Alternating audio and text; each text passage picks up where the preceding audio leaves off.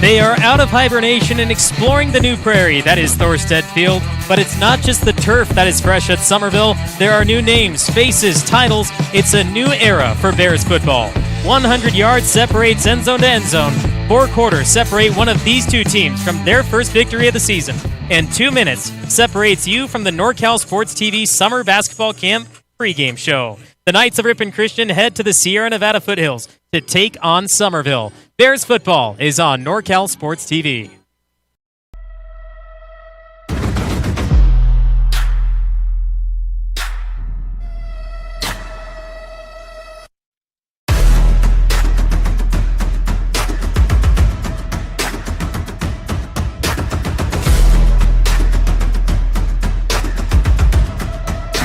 Thank you for this amazing blessing to be out here on this field, Lord. I give you all the praise and glory. In your name I pray. Amen. Amen.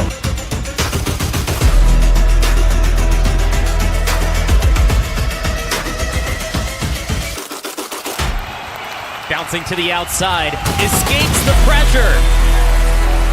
Heading towards the end zone, defense close behind. Touchdown, Summerville!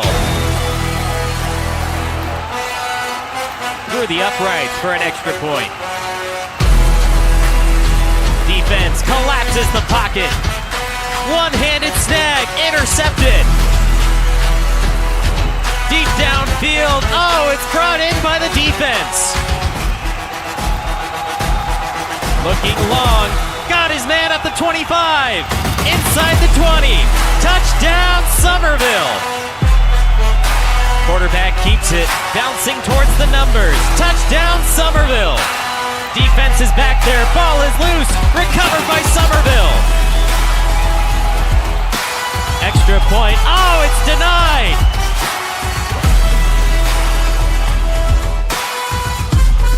Quarterback looking end zone, releases, oh, hit in the end zone, dropped.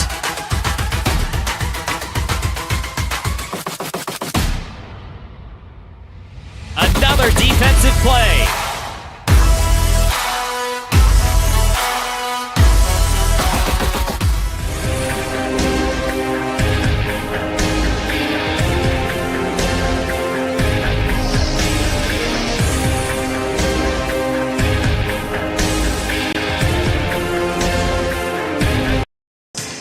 Welcome to Thorstead Field for the 2026 Summerville Bears season. This is the NorCal Sports TV Summer Basketball Camp pregame show. I'm the voice of choice, Levi Flores, and by my side, he's the Hall of Famer, Phil Hickey. Welcome to Summerville football. Thank you for having me, and we probably should clarify which Hall of Fame we're talking about, but it's awesome to be here. High school football in America, especially small town football, is awesome. What's not real awesome is looking down the sideline there and looking quite a few players without their uniforms on. One of those players being Carter Lee. Last year, he was a sophomore. He actually got the first touch of the season last year. He went 2 yards, didn't touch the ball in that game again, but was one of the biggest parts of the Summerville offense from the running back standpoint. But there's more to that not being on the field, and that is definitely going to affect the season opener against the Ripon Christian Knights, who they have faced off the last 2 years in their season opener. Yes, and they're looking pretty strong and clean in those white uniforms, I might add. And back to Carter, yeah, he looked very impressive last week at LeGrand. Very powerful player. They're going to miss him. Also down there, without his pads on, Malachi Katz. Part of the strength of the Bears this year, their offensive line, he looks like he's not going to be playing tonight either. So we'll definitely look at next week, if they are able to get into the game, how big of a difference they can make out on that field. But one thing about high school football is you can be without players, but you still need to be able to perform. We're looking at those players, including sophomore quarterback Court Leslie, in which you were a quarterback, you played at Sac State, you went overseas, played for Germany, and that's part of why you're in the Hall of Fame there, along with your football operations. But as a former quarterback yourself, knowing the game, you had a lot of great things to say during that scrimmage. Yes, I mean, this sophomore kid's pretty talented. What I do like is what Coach Elkins has done with the offense of what we've seen in LeGrand. That I'm not going to say they're dumbing it down for him. They're making a lot of easy passes, shorter, like screen-type passes. They're isolating their big, tall receiver, JT Oliva, and he's got some awesome hands. So I really like what Coach Elkins has done with the offense with such a young quarterback, taking a lot of the pressure off the kid and getting his feet wet, so to speak. And he's really delivered so far in a short, what we saw last week anyway. Now, a lot of high school teams, when they have coaches in place and they return year after year, they tend to do similar things in their offense and defense as they progress in their coaching career. Well, Ripon Christian last year played a very tough game against Summerville, ended up defeating the Bears in the first game, which is the first time Summerville lost in a season opener since 2023 when they lost to Waterford 35-28. But looking in that game, at the time, head coach Sean Leveros had his son, senior quarterback Bryce Leveros, throw the ball 16 times. And now, why is that an important stat? Well, it was the most pass attempts by a single player in a regular season game since playing Sonora all the way back in October of 2023. Summerville doesn't pass the ball all that much, but with head coach Elkins coming into play, he might change it up a little bit, and we did see Court Leslie pass the ball quite a bit in LeGrand. Yeah, I think they're doing a good job of mixing it up. They have some powerful runners, one of which won't be having tonight on the field, in Carter Lee. So we'll see who can step up and take care of that power running game. It's pretty impressive, again, what they do, and they rely heavily on the offensive line. So hopefully the missing of Malachi won't present too much challenges for the Bears tonight. I mentioned Bryce Leveros. He is now a graduate moving forward. It's 17 seniors last year on that Summerville varsity squad. Bryce Leveros, as the running quarterback, was responsible for 50% of all offensive plays. And that's not a rounded number, 50%. Whether passing or personally running the ball, he was in on 160 of 320 offensive plays last season. Truly 50% of the Bears' offense, and that's a loss that they are trying to fill between Court Leslie and the rest of that offensive squad. Absolutely, and what they do now is probably just spread that out a little bit. That kid was talented last year. I remember watching the one game at the end of the season. But when you rely heavily on such one player, you put yourself at risk, when that guy goes down. So I like what they're doing this year so far in the early going, where they're spreading the ball around and taking a little bit of pressure off the young quarterback. And in that scrimmage against LeGrand, Summerville didn't have numbers, so it's hard for us to tell who is actually out there doing things. And that's in part for future teams going back and looking at that scrimmage and saying we have to pay attention to this player. And to tell you the truth, I don't know who some of those players were catching the ball and doing some of the plays. And so we might be surprised about a different number going out and making a play today. Yeah, I put some, it was like a puzzle trying to figure it out during the week. Okay, who's it going to be? We didn't have numbers. I remember the white gloves from the tall receiver. I remember the powerful running, the body shapes of a lot of players, but not necessarily their names. So it is a learning experience. But again, they do a good job of spreading the ball out, probably more than they did last year, and really looking forward to tonight. one of the players that is missing from the squad as well is another graduate, Bryson Benitez, who at the end of last season was a 4.5-star kicker. He's moved on to Modesto Junior College, so he will be a Pirate this season. NorCal Sports TV will be covering some of their games, so make sure to subscribe to NorCal Sports TV and watch those and support the former Bear. But he was probably the best kicker in school history, and now they rely upon Robert Nikifork, the senior.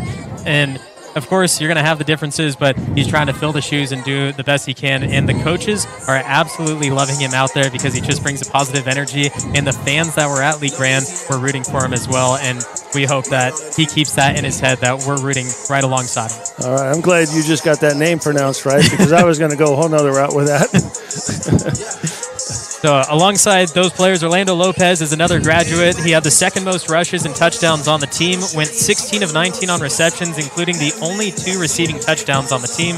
He had Clavey Duncan, 3 rushing touchdowns, including the longest rush of the season at 64 yards. Luke Larson, the most targeted receiver, 3rd in tackles. Owen Herrera, 2nd in tackles. Kyle Hamilton, who led the team in tackles and forced fumbles. Gabe Rafferty had 5 sacks. Jevin Rogers, who not only had 35 tackles, which is 4th on the team, but also averaged over 22 yards per carry, including 2 touchdowns alongside that. Of course, a lot more players were involved in that, but as we say goodbye to those seniors, we welcome in a whole new squad.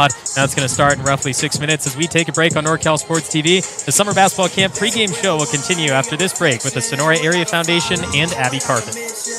Area Foundation remains focused on its mission of strengthening its communities. It does that through 3 functions: assisting donors, awarding grants, and leading the community. The vision of the Sonora Area Foundation is that it will be the benchmark for exemplary practices in the philanthropy field. You can go to sonoraarea.org to learn more. Sonora Area Foundation, for good, forever. We believe that every space deserves a beautiful and durable floor, and we are committed to helping you find the perfect fit for your home or business. Whether you are looking for carpet, hardwood, laminate, tile, stone, vinyl, or rugs, when it comes to flooring, we are unbeatable. Take a tour of our virtual showroom at abbycarpetsonora.com or visit us in-store off Mono Way in East Sonora. Abbey Carpet and Floor of Sonora, proudly serving our community for over 30 years. Bears football on NorCal Sports TV. It's the Summer Basketball Camp pregame show. He's Phil Hickey, the Hall of Famer. I'm the voice of choice, Levi Flores. We are 5 minutes from kickoff. The brand new Thorstead Field, absolutely redone. It is gorgeous. I was able to walk on it a couple days ago as I was out here preparing for the broadcast, and it's almost like Velcro, the soft side of Velcro is super puffy, and so I know that the players are going to be glad when they get tackled. It's a little bit softer of a landing. They let you walk on it, huh? They let me walk on it. You must be the voice. Yeah, so Thorstead Field, brand new. I believe it was 12 years, if I'm not mistaken, since they had done it the first time. And for all the football parents, if your team ends up playing out here, good thing there's no black pellets in that turf. I was just going to mention that. That's got to be good. Players got to love that. And I'm sure they're very comfortable. I think they got on a little bit this week, didn't they? Maybe Wednesday? They got a couple of days. It wasn't as much as they would have hoped. Yeah. They were slated to have it done 2 weeks before. Then, of course, difficulties get in the way. And then they said you'll have a week of practice leading up to Friday. Fortunately, that was a little less than the 5 days they hoped. I always remember whenever I had a good field under my feet, I just had an extra positive attitude. Works the other way too. We, in Europe, you didn't always play on a nice field. You're playing what was available. And, of course, football players always destroyed the fields in the minds of the soccer heads. So it was always a challenge. But having a good field underneath your feet just gives you a little bit more confidence. And, of course, it's the home field for Summerville, so hopefully that boosts it just a little bit. And it is a fabulous crowd tonight, too. Captains meeting at center field. Just the captains, not the Tennille's. But for Summerville, captains, we have Isaiah Eccles, Evan Roberson, J.J. Stone, and Braden Bustamante. Those are the 4 captains for the Summerville Bears. And on the other side, for the Ripon Christian Knights, their starting quarterback, Josiah Van Vliet, will be one of the main players out there. And as they were warming up last week, you saw LeGrand. You said they're warming up very well. They're performing really well. What did you think about Van Vliet playing without any pressure in the pregame? It was strange. The first thing to notice is they only have one quarterback in warm-ups. Only one kid was throwing. They look pretty good. They have sharp uniforms. But I was fooled last week analyzing the pregame a little bit too much. We weren't very active, and LeGrand was very active, very sharp, boom, boom, boom. But when it all counted and the game started, the Bears just turned it on and are very, very aggressive. I didn't notice that there's a lot of offensive line out there on that captain crew. So as the captains meet at the center, the coin toss. RC, this is heads, this is tails. They have the official mic'd up as well. I'm not sure if they can necessarily hear that over the broadcast, but that is a nice addition. If you do come to a game at Thorstead Field, something extra that you can look forward to. Actually be able to understand some of the penalties they call maybe. Officials for tonight's game: referee Dave Juarez, umpire Gabe Santillan, linesman Mike Farrak, the line judge Paul Assad, back judge Tommy Basile III. That is our official crew in the white and black. Backs to the clock. Facing the clock. Ripon had won the coin toss and decided to defer to the second half. Bears can receive for the first half. Come on in, captains. And so as Summerville will receive for the first half, we'll take one more look at your sponsors, Leanne Lupo and the Quarterback Club, and we'll have kickoff right after this. Of experience and a genuine love for Sonora, Leanne Lupo offers clients a personalized approach rooted in integrity, trust, and exceptional service. Explore the endless possibilities in the Sierra Nevadas with Leanne Lupo Properties. Let her help you find your home in this beautiful mountain paradise. Get a free home valuation. It's instant with expert advice, and you can sell for more. Connect today at LeanneLupoProperties.com. Leanne Lupo, your trusted guide to Sonora real estate. Hello, Bears fans. The Bears Quarterback Club is excited to help bring you Bears football live streamed into your home or your device. Enjoy all the Bears football action on this TV quality broadcast. This is our way of saying thank you to the Bears community for all the support through the years.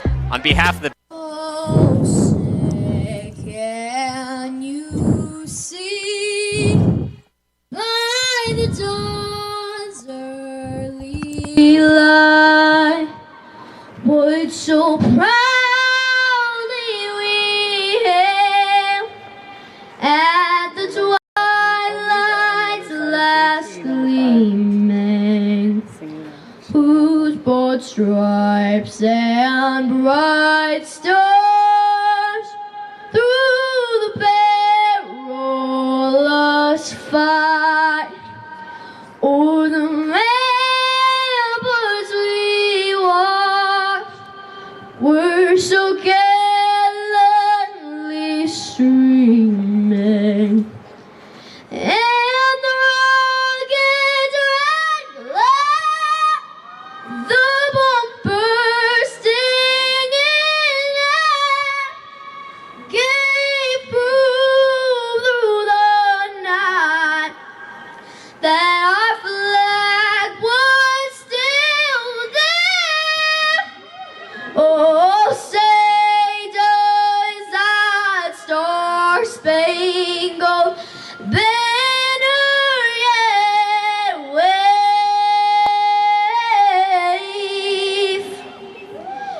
o'er the land of the free?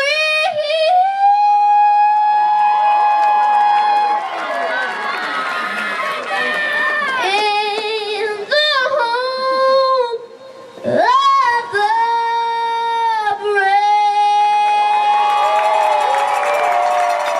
Bears football on NorCal Sports TV is brought to you by the Bears Quarterback Club,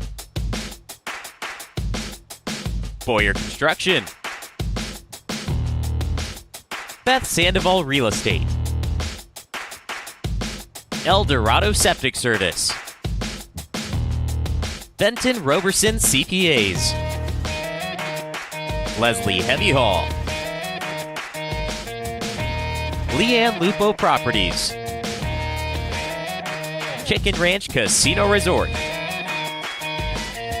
Abbey Carpet and Floor of Sonora, the Sonora Area Foundation, and Black Oak Casino Resort. Bears football set to kick off at the newly renovated Thorstead Field. 4 quarters of action coming your way. I'm the voice of choice, Levi Flores. Bill Hickey by my side. The Ripon Christian Knights traveling up Highway 108, kicking off for the first time at Summerville.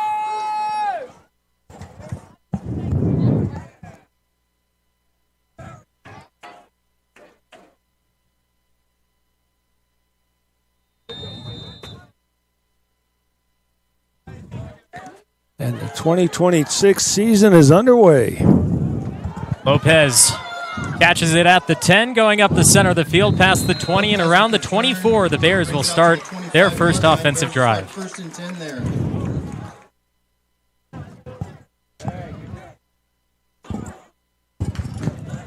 Malachi Lopez, first time playing at Summerville without his older brother, Orlando Lopez. Malachi, this is 3rd year at varsity. Last year, 2 rushes for 8 yards, including a reception against this Ripon Christian Knight squad. Court Leslie under center for the Bears. Hand off to the tailback. Rolling right side. Gets to the 30 before being slammed down. Good bulk of yards. Gain of 5. The 30-yard line. Showed up in a more powerful formation, just an I-back. We didn't see that last week. Not something you see very often with Summerville.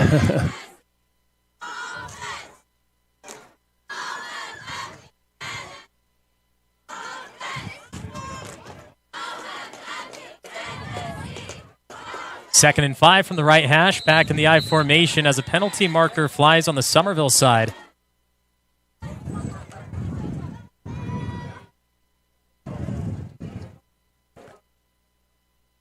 Don't start. On the offense. 5-yard penalty. 5-yard penalty to start it off, so Summerville right back to the original line of scrimmage to make it 2nd and 10, negating the 5-yard gain from a moment ago.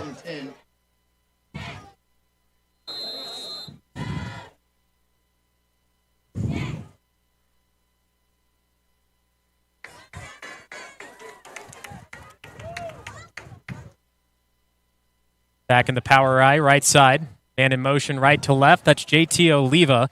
It's back to the tailback. Malachi Lopez trying to evade tackles. He'll gain 2. Seems like they want to send a little bit of a message with that I-back set and just say, we're going to play a little smash mouth at you.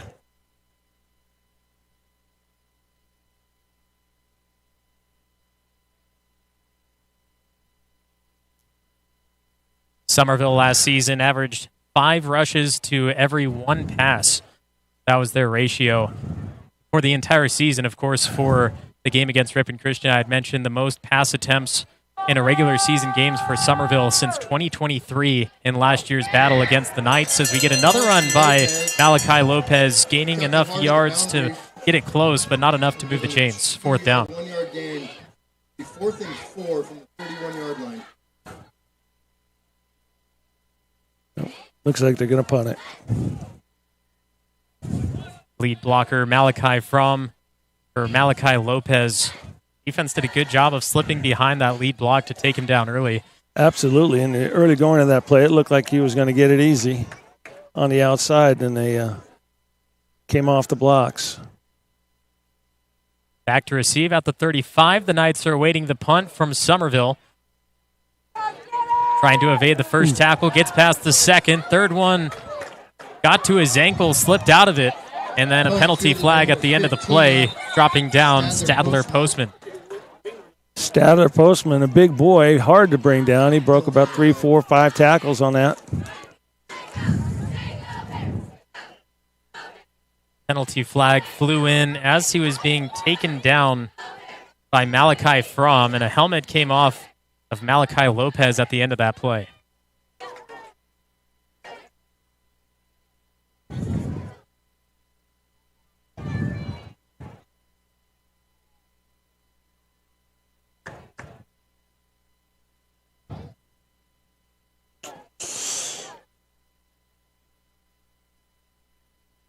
Have illegal participation against the kicking team. Helmet came off, and he could continue playing into play. So it's a 15-yard penalty, first down. Get one more quick look at this. Malachi Lopez was the first on the scene to try to make the tackle. The heel of Osma took his helmet off, and he came back in to try to make the tackle. And the high school level, of course, it's all about safety. You don't want to see him come back in. You are correct. I missed all that. Big tackle in the backfield. Bears defense coming up big on the Knights' first offensive play. That'll be a loss of 2. 2nd and 12. That defensive front line are starting off strong. Of course, it's also the offensive front line. It's a good point. A lot of two-way players at the Summerville level. 14 seniors, 9 juniors, 1 sophomore on the roster currently. A couple players at that JV level, especially after taking a 28-0 victory against the JV Knights, might look to bring up later. Run on the outside, busting pass, first down and more, taken out by Aiden Ripley. But the Ripon Christian Knights are in the first down of the ball game. Yeah, I have to agree with you on that comment. With starting out with 24, you're already missing 4 or 5 tonight. And there are some really good-looking JV kids that are playing really sound fundamental football. These kids all around play really good fundamental football. The strong youth program of the Junior Bears, and you can just tell they've been coached before they get to high school. Mason Clark took that one for the Knights. He's a returning player. He had 10 rushes last season for 46 yards, including some defensive opportunities. Trying to get through the Summerville defensive line, surrounded and pounded for a gain of 5. Always 4 or 5 players in black jerseys around that ball. It's looking good on defense. Called a 3-yard gain, 2nd and 7, at the 25-yard line.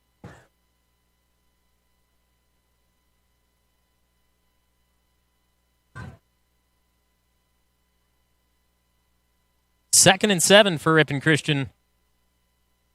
Inside Bears territory, high red zone. Van Vliet in the gun. To his left side, it's Van Elderen. Pass outside the numbers, right side.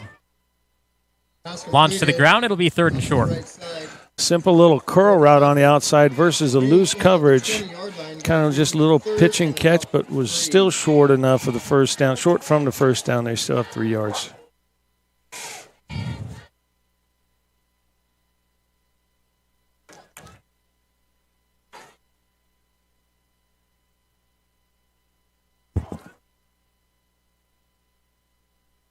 Third and short, same formation. No, rather, it's Josiah Van Vliet under center. Split backs on the end around, busting through inside the 10. Has room to go into the end zone. Touchdown, Ripon Christian. Well blocked play, well designed. And the Bears just couldn't get to the ball. Take another look at this from the top of your screen. Swiping right through the split backs. That defensive end is locked inside. That outside linebacker doesn't come up. Yep. Just outside the outstretched arm of Malachi Fromm, who is the last line of defense on the Summerville defense. In all 5 battles dating back to 2017, the first team to score ends up winning between these two high school squads. And as Ripon Christian leads 7-0, the Bears will get the ball back after this break. It's Bears football on NorCal Sports TV. From Firefall Ranch to Summerville Stadium, they have built the places you love in Tuolumne County and beyond.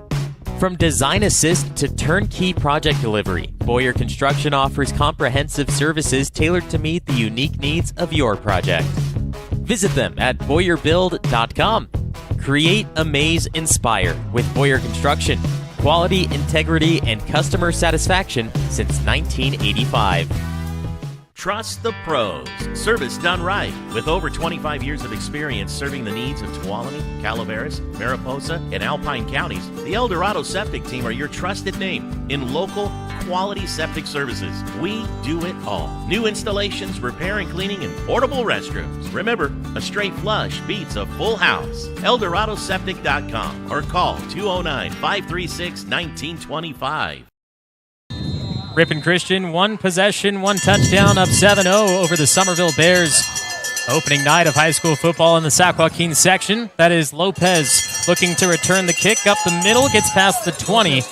The decent field position for Summerville as Court Leslie and company will go back out to run the offense. Yeah, I did not like that stat you mentioned before the break. I'm hoping we can break that streak. 5 battles throughout the years playing Ripon Christian. All 5 battles, first team to score ends up winning. And this is the 3rd straight year that these teams have played in their season opener. Ripon Christian playing in the Sac Joaquin section, Division 6, ranked number 202 in California. For Summerville, playing in the Sac Joaquin section, Division 7, ranked 276 in California. Run up the gut. Malachi Fromm will earn some decent yards. The Bears staying in that eye attack, this time the fullback on a quick dive. You got to think maybe some play action should be in line here the next play or two.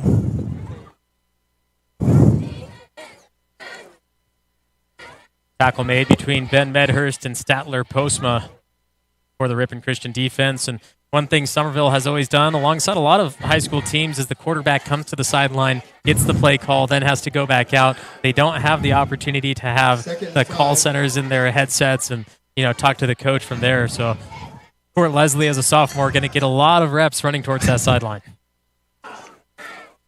Hand off to the fullback, swallowed up immediately, nowhere to go. It'll be 3rd and 4. Yeah, to that point, Levi, that's something that's really a big pet peeve of mine in today's world, trying to figure out signals. You'd think you'd be able to do something. I see Court does have a wristband. If you just flashed him some numbers, it's probably maybe a list of about 5 or 7 plays they can go to in a pinch. But just seeing the quarterback run, especially if it's down in the red zone, you're running, 50 yards on every play. Another tight package. This time Leslie is under center, though. Handoff right side. Malachi Lopez goes to the air as he gets the first down. Move the chain, Summerville. Lead blocker, 55, Evan Robertson, really opened up that hole for Malachi. Beautiful piece of play. Evan Robertson, another 3-year varsity player. Look at him last year, 8 tackles only. His sophomore season, when he took to the field on the varsity level for the first time, earned 26 tackles, 4 sacks, 2 forced fumbles, including a blocked field goal and a safety in that state championship run year. Last year, he was on and off the field due to a couple of injuries, but we're glad to have him back out there healthy for the start of the season. Another penalty flag coming in. Got a little antsy on that 1st and 10.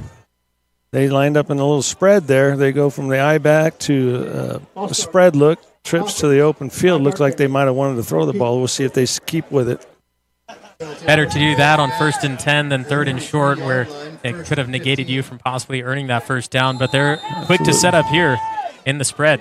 Trips to the top, man in motion, left to right. He'll cut back over to the left. That's Trevor Galt. Leslie looking to throw for the first time this season. Downfield, it's JT Oliva. Incomplete. It'll be 2nd and 15 for Summerville. Ran out of space on the short side of the field. Again, trips to the wide side, isolating JT Oliva. That's much what they did last week to get him the ball, and he's got some excellent hands, a good route runner, and a big target.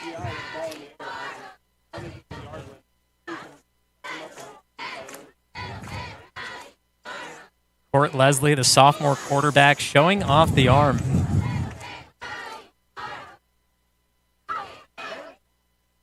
In the eye. Oliva, right to left, handoff up the middle.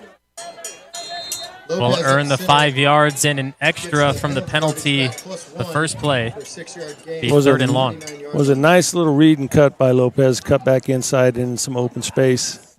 It's going off tackle. He cuts back over the guard. Is able to get 6 yards.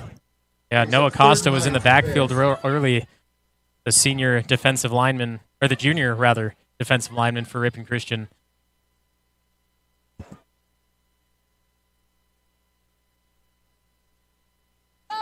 So at the 39, they need to get to the 48. 3rd and long. Top of your screen is JT Oliva. Bottom, it's Malachi Lopez. From the gun, Leslie. Scanning the field, looking for options. Over the middle, incomplete. Pass over the middle. I like the call. Looks like he had him. Just could not make the connection. Intended for Aiden Ripley.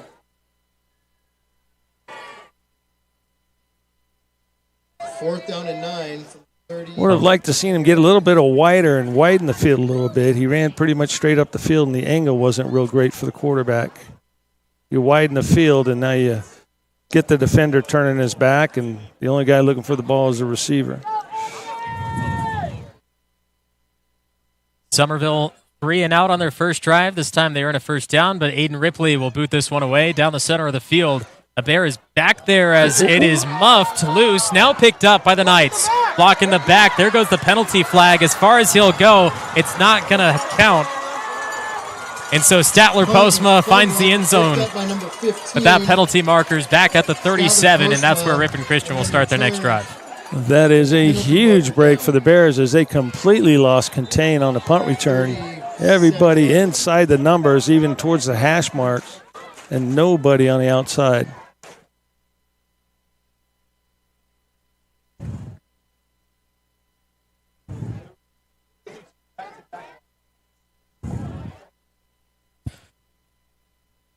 Now, all that work, have to take the energy all the way back.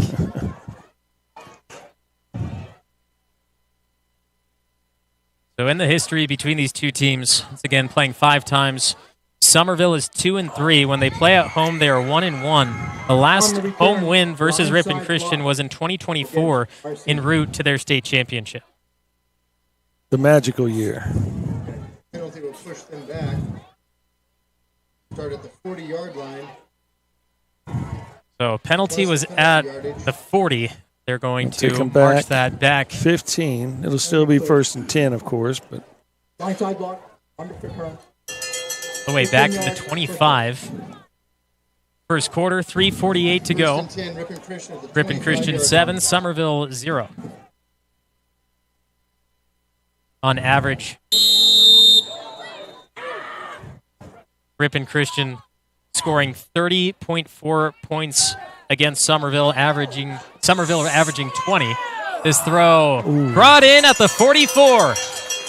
Van Vliet's pass completed. Statler Postma gets connected with, being brought down to the ground. He's the one who went all the way to the end zone for a potential score, but the block in the back brought it back, and now they're giving him some extra yards. well played by the young receiver. Positioned himself to where he can get the ball and the defender couldn't. He was covered, but covered from the backside, and quarterback threw him open a little bit. Also, quarterback did a great job on the sprint out, getting under the pressure. Right side hash under center, split backs for Van Vliet. Man at the top is now in motion, coming across is Tamling. Gives it to the right side wing, cutting up the middle, first down and more before the Bears are able to pound him down. Brings it into Bears territory. First and 10 at the 40-yard line. A lot of movement in the back as you see Tamling coming down, then the left side running back drawing some defenders away. Leaves a wide open hole for... It's never good when your safeties are making tackles on the running game. Ripon Christian not holding back early. Very strong up front. They got some big boys up there. We got some stocky ones. They've got some big ones. First and 10 from the 43 on Summerville side of the field. Pitch out right side. That's Tyler Van Elderen making moves. Another first down. Run off the right side near a first down. Like they're marking right at the marker. Take another quick look at this. Similar formation, although they have two at the top. Act as blockers. Yeah, he gets running downhill. Yeah, they run to the short side, so he's going downhill real quick, and he's pretty quick. With bodies, white shirts out in front.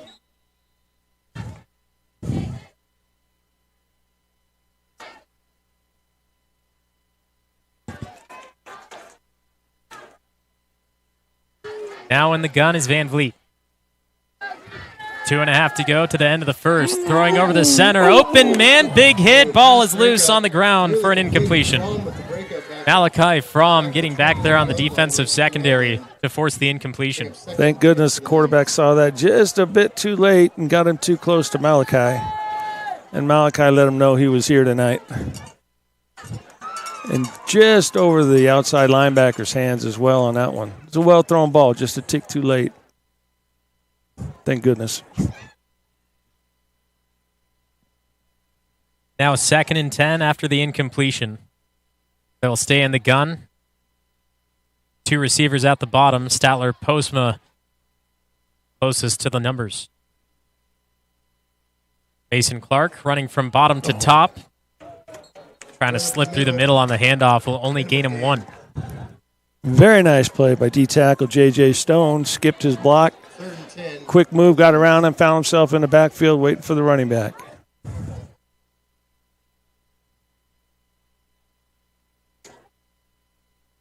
Got to think the ball's going to be in the air on this play.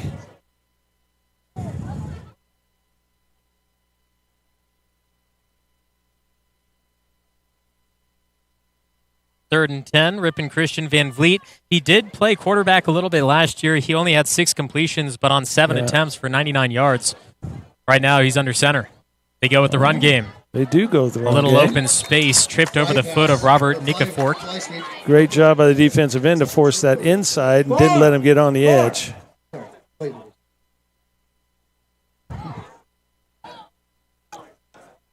4th and 7 from the 30-yard line.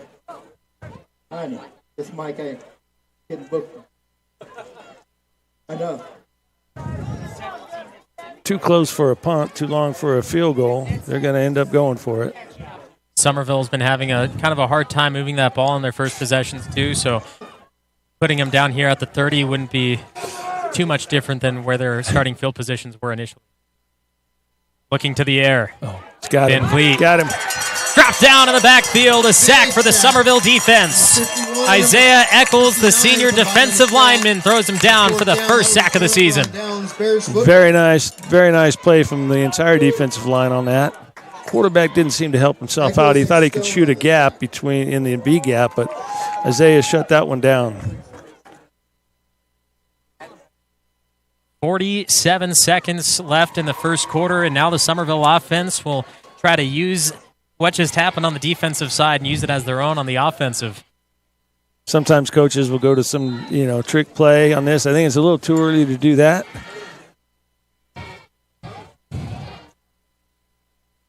Back in the eye.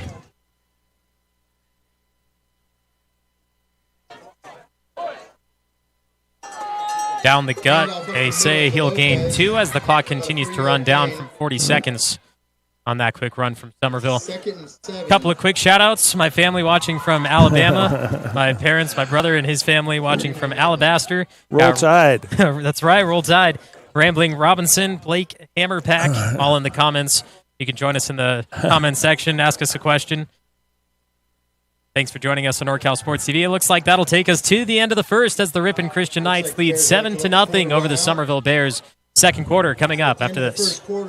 Needed a specialized trucking company for environmental cleanup, one that provides reliable, cost-effective transportation of aggregate materials and bulk construction equipment? Leslie Heavy Haul, who've been in business since 1978, are your people. Use their specialized equipment and personnel today by calling 209-840-1827 or check them out online, leslieheavyhaul.com. Follow them on Facebook and Instagram too. It's Leslie Heavy Haul for all your trucking needs, locally and long distance.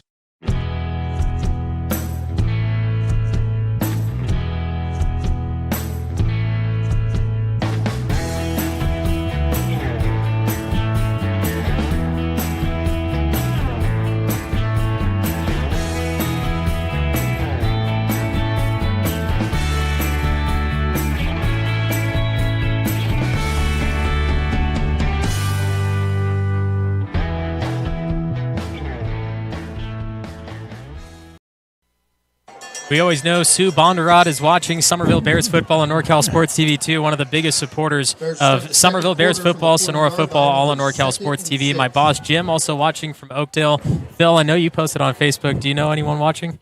Quite a few, but they came to the stadium. Second quarter underway at Thorstead Field for Bears football on NorCal Sports TV.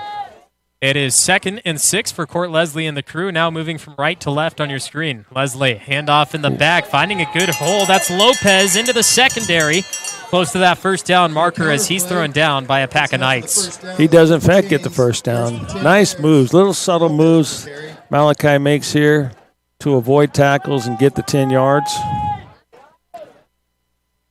makes the guy miss there, Ball's on the and then he's just a tough runner.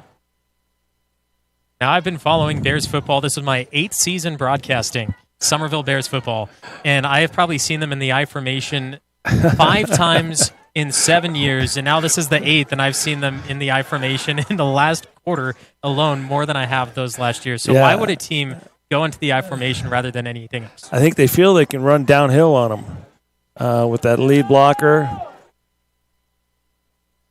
Like even the outside play, they're getting downhill. They're able to get on the edge. Lopez around the left end, give him 8 yards. We didn't see a lick of it last week. We didn't see it in practice either. Now they've been set up in it as their main formation. 2nd and 2. And that might be a result of Carter Lee not being able to play tonight. So they may have changed their game plan midweek when they found that out. Looking at Carter Lee last year, 39 rush attempts, which is the 3rd most on the team, but he had 505 rushing yards, which made up for a 5th of the team's rushes. He had only 2 rushing touchdowns. He wasn't really a goal line player. They used him in the middle of the field. Bryce Leveros was that main attacker as Leslie now rolling to the side, has an open man, caught by JT Oliva and pushed downfield inside the 35. Leslie's pass completed to Oliva. That's my guy, JT Oliva, reaching back to get the pass. It wasn't a great pass, but it was good enough, and with his glue hands, he was able to pull that in and get more yards. Blue hands, exactly, like a fly trap on the outside. Exactly, yeah. 1st and 10 Bears. Now Summerville moving the ball efficiently for the first time. Just needed that first quarter to warm up. No, the other thing with a quarterback running back and forth, it just seems to kill any momentum because they're always slow to get together, slow to get to the line. Met in the backfield immediately by Talon Tamling, but he's still able to earn quite a bit. That first touch was roughly at the line of scrimmage, but he barged forward for 7. Very hard runners, very hard. I don't think we've seen anybody get tackled on first contact tonight yet.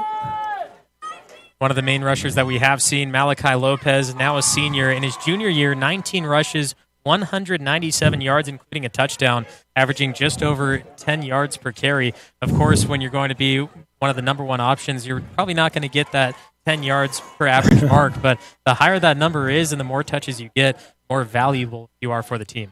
Absolutely.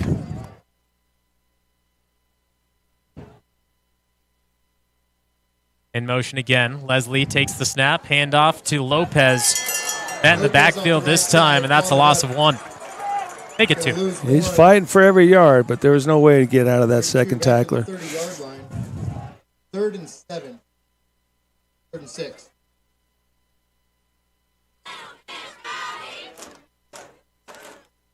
No, they don't have the kicker they had last year, so this could be a 2-down territory.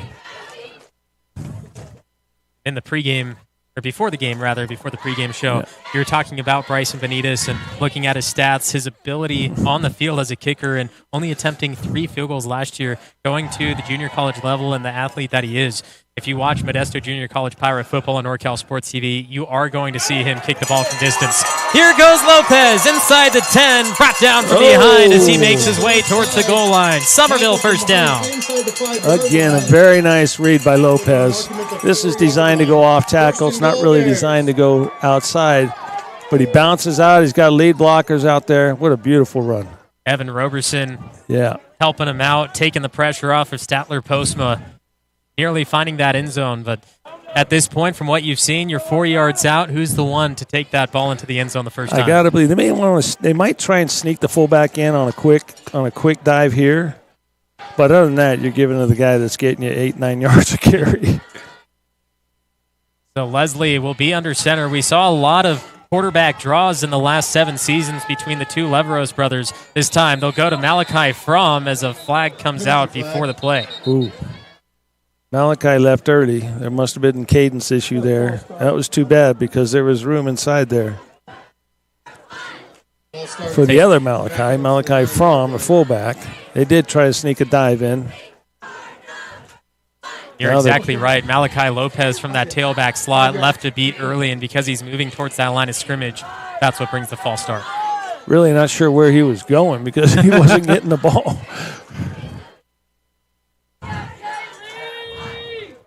So now instead of first and goal from the 4, you're going first and goal from the 9, which you do have 4 downs, but that does change it a little bit. Now they still may want to, power it up or playing from the left hash. They're going to spread it out just a little bit. Leslie takes the snap, pitch out left side. The blocker leading for Lopez. Gets back to the 5, trying to get towards the post, and dropped exactly where he was at a moment ago. That is an excellent job of the coach using a formation to help his play out. It's almost like a tight slot. But they can get some outside leverage. Really nice lead blocking up there. And Lopez does a great job of hesitating. Yes. Fromm makes the block. Lopez hesitates behind that body, so the rest of the defenders, they don't fully commit to the outside just in case he cuts back, and that gives him a couple extra yards. He runs with his eyes just as much as he does with his feet. It's very nice to see. So now from first and goal from the 9 to second and goal from the 2. Tight form. Leslie under center. The quick handoff. Malachi Fromm dumped over the line, and he's going to be just inches shy. Short. Yeah, the defensive tackle nosedived on that and got underneath the guard, and that kind of stuffed up the play. From the 1.5-inch line.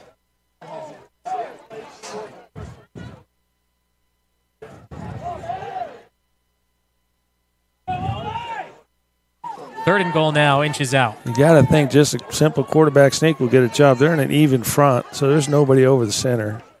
I mean, they're tight, obviously, but. Trying to push the middle. Across the plane, touchdown Summerville. Good job by the sophomore, making sure the ball gets in the end zone. That was a close one. He wasn't going very far, that's for sure, but he got as far as he needed to.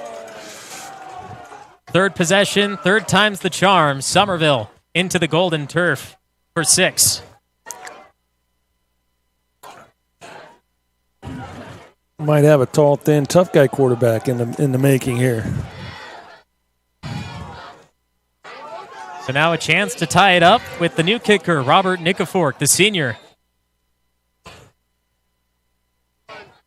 Snap, the right leg boot. Nikifork will be just wide left for his first attempt of the season. Summerville down 1, 7-6 with Ripon Christian on top. More Bears football after this. Roberson CPA's passion is helping people achieve business success and financial independence. While we certainly provide traditional accounting services such as tax preparation, payroll, and bookkeeping, we also offer a variety of advisory services to help with business planning, social security decisions, income and asset growth, tax efficiency, and much more. Benton Roberson CPAs is here to help our clients achieve their goals through a generational relationship and wealth building. We hope to see you soon. Black Oak Casino, above it all. Escape to the breathtaking vistas of the Sierra Nevada foothills. Whether it's the outdoor adventures or the excitement of over 1,100 slot machines, the perfect escape awaits. With so many activities for adults and kids, you can bring the family for a day or stay for a weekend. Elevate your experience with the Indoor Action Park. Rock the night away in the Willow Creek Lounge, or dine casually with Elegance or the best pizza in town. Black Oak Casino, above it all. Summerville finds the end zone for the first time this season, putting up 6 points, extra point just wide left. So Ripon Christian leads 7-6 over the Summerville Bears as Nikifork will boot this one off to the Knights. Pooch kick, snagged at the 40 and brought down at the 46. Sometimes they plan to kick it that way. I'm not sure that one was planned. In the golf world, they'd call that a duff. I know a little bit about that. Just a little bit? Just a little bit. That gives them excellent field position, though. We didn't really want that. So 6 minutes, 51 seconds to go in the first half. Thanks to Connor Dearmit in the comments section, wondering how many games we'll do. And the plan is all of them. That's what we have slated for. If there's any issues, then we'll let you know. Follow NorCal Sports TV on Facebook. Subscribe on NorCal Sports TV. All the information will be there as the season progresses. A run for the Knights, moving towards their own sideline, will gain them 5. And that's not a weather permitting thing, right? We'll be out here. We're out here with nature here. Oh, yeah, definitely. We'll make it happen so that if it's raining and you don't want to get wet, we'll be out here instead. We'll get wet for you. Exactly. Usually at the beginning of the season, it's 100 degrees. Sun is beating down throughout the entire 4 quarters, and by the end, it's raining, it's possibly snowing, and we're out here shivering. But we'll be out here no matter what, so you can rely on us at NorCal Sports TV. And tonight is a beautiful night. Ripon Christian back on the run game. They got some room. Inside the 30. Defense trying to track him down. 10, end zone, touchdown Knights. Number 22 off the right side.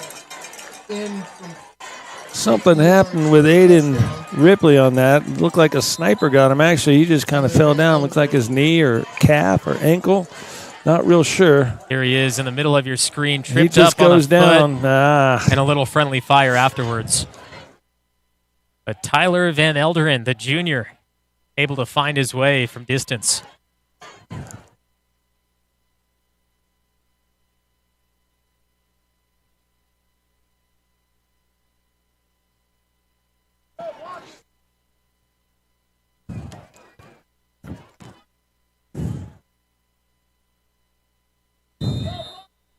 Set for the extra point. Holding is Josiah Van Vliet. Snap, hold, and kick will be, looks good, but so did Summerville. This one is through the uprights. That one was between the uprights. 14-6, Ripon Christian over Summerville. Ideal, meaning perfect or best possible. When it comes to a home, you want it to be ideal. Call Beth Rogers Sandoval to make this happen. She has a deep knowledge of the local market, and she prides herself on the personalized, attentive service she gives each client. Whether buying or selling, Beth Rogers Sandoval is there for you. Give her a call today at 209-815-3501. Chicken Ranch Casino Resort, nestled within the picturesque Sierra Nevada foothills. It's a one-of-a-kind experience, a nesting ground for top-of-the-line luxury, funky fun, and delicious delights. Between CyberQuest, the gaming floor, and entertainment live from the coop, it's family fun for everyone. Variety is the spice of life. Get ready for next-level fun and gaming with Chicken Ranch Casino.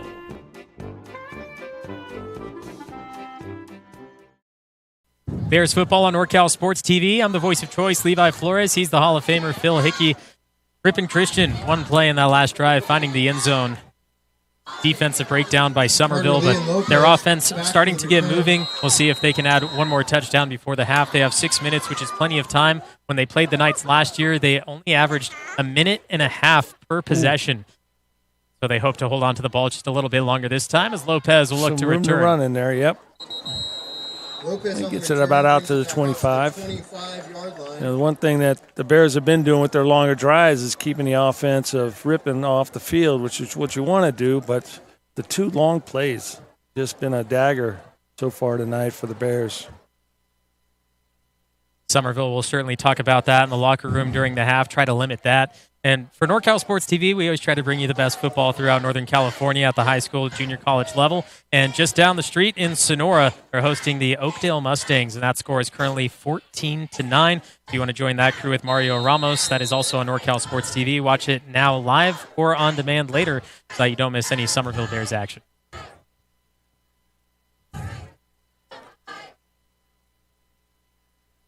First and 10 for Summerville. Leslie pitch out left side. That's Lopez again, following the block of Fromm to the numbers. Now dragged down for a gain of 7. Get him 6 yards. They're doing a real good job of being able to get outside. They've got a mix of the inside run game and the outside run game. And they're doing a real good job with their formations. Do that lead blocker. 2nd and 4. Even though they're not running a lot of formations, they're making subtle adjustments to get leverage where they need to get leverage on any specific play. A lot different from what we saw last year. You watched quite a bit of film, having the wings on the side, a lot of motions coming through. Movement, yeah. And they would hand off to the motions for the most part. But now looking at those different aspects, and that's what's good to have a different coach come into play, even though Elkins has been here for a couple of years. He wants to make a couple changes. He sees some better aspects in different players and what can work. And certainly after those first 2 drives, getting the nerves out, it's certainly been working for them. Yeah, you can tell he spent some time. Of course, he knew the personnel pretty much because he's been around, but from what we saw in the past, he was sticking with the same type of offense, and now he's made the adjustments. I'm really impressed with how he handles the team. Last week in LeGrand and even tonight, he's really calm, very positive, very impressive start, I think, anyway, to his young career as a head coach anyway. He takes his first time out of the season, and we're going to talk just before the second half about things in this first half, but more about what you've seen. Let's focus on the defensive end because obviously the offense we've been talking about in the different formations, but defensively, of course, the big plays aren't the greatest thing to look at, but what have you seen on the defense that has certainly worked based off of last year? Well, you know, with the exception of those two plays, they're playing really well. They're very aggressive. They're filling the gaps. They're primarily making the tackle with first contact, not a lot of broken tackles. We've just been a little weak on the outside. That last touchdown long run, we got caught inside with our perimeter people and allowed them to get on the edge, and he was gone. So now it's right back to the offense for Summerville after head coach Elkins takes his first time out. Leslie snap and another penalty. Penalty markers. Motion maybe? I'll start on the offense. 5-yard penalty. Yeah, Oliva in motion coming from that tight end slot off the left side. And Right tackle, yeah. Aiden Ripley. Just a little bit early. Second Or tight end, I guess it was, with Aiden, right? 27. Yeah, Aiden Ripley off that right side. A little too early, leaning forward. Trying to keep it back, but, you know, you get off balance and you're just already going. A little anxious in the first game. Once you get down and hit somebody. We prefer that he wait for the ball snap.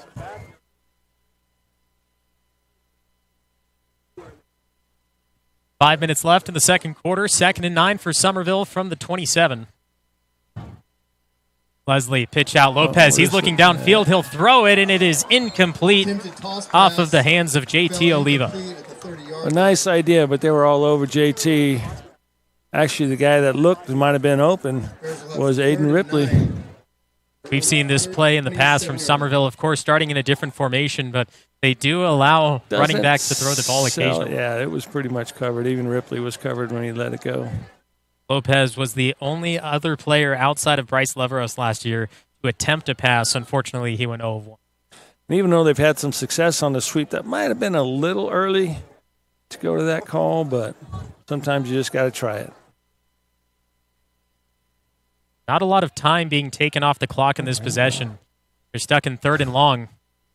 4 out, 2 at the top, blitz. 2 at the bottom. Leslie having to scramble out, a hold in the backfield. This will be coming back as Leslie gets slammed to the ground. Leslie on the scramble. Whacked out of bounds. There's a penalty marker behind the play. Holding on the offense. He scrambles out to the left here. I would have loved to see him go to the right. I think he thought he could get on the edge and just wasn't quite quick enough.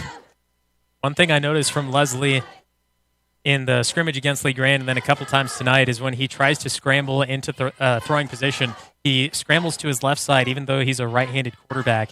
And from my opinion at least, rolling to the right side when you're going to be throwing with that right hand is just a little easier. It's very difficult, especially for young quarterbacks, to run left and throw.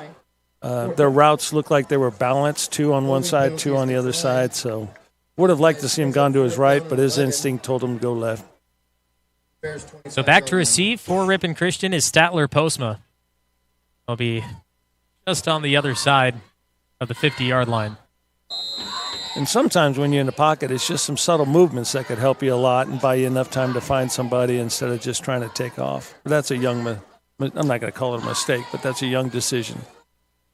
Caught at the 50, missed the first tackle, slipping left side toward the Ripon Christian sideline. Playing at the numbers, now taken down around the 37. Malachi Fromm, number 7, really good job of covering it. Just got maybe a little too aggressive. Didn't break down, just tried to make the big hit. And it was a good little cut by the returner. Great way to hold on for JT Oliva. Wrap up the legs. That's something that we've seen in the past. Players trying to wrap up around the body, around the ribs. You really have to hold on to those legs, stop them from moving them.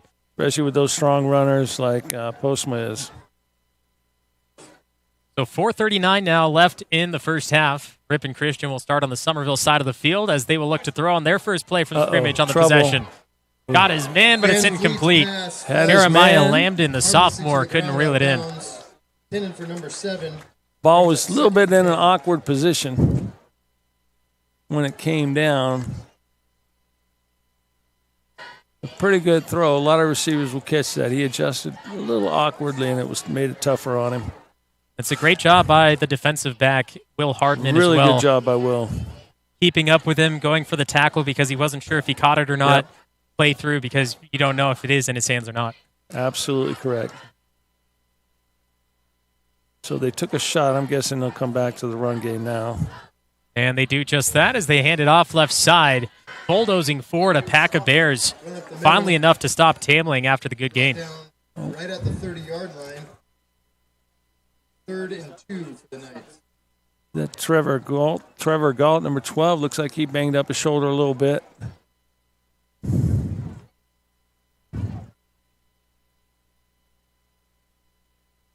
Let's hope it's not too bad. Maybe just a little stinger, as they say. So Galt comes out, and it's Ashton Starks in his place.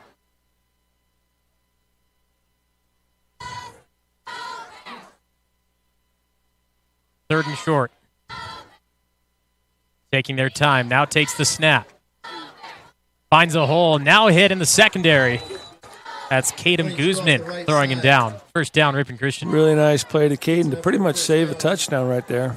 There's 23-yard line. You're really, really hoping that the Bears can keep him out of the end zone before the half and maybe come up with a big play. It's definitely not from lack of effort. The defense is getting after it.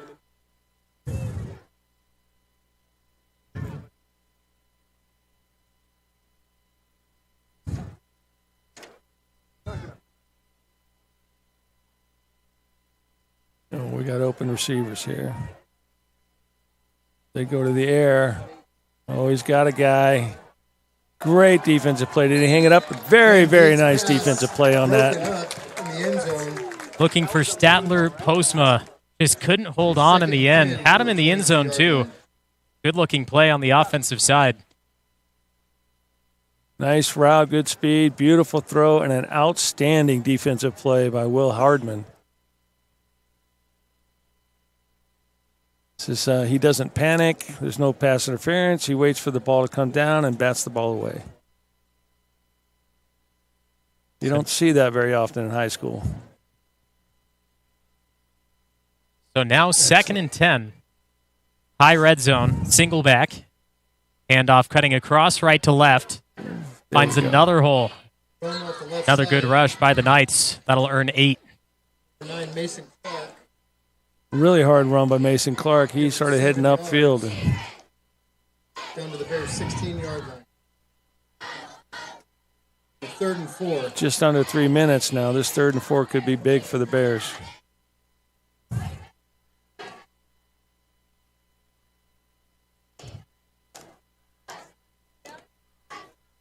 Bottom of your screen is Stadler Postma.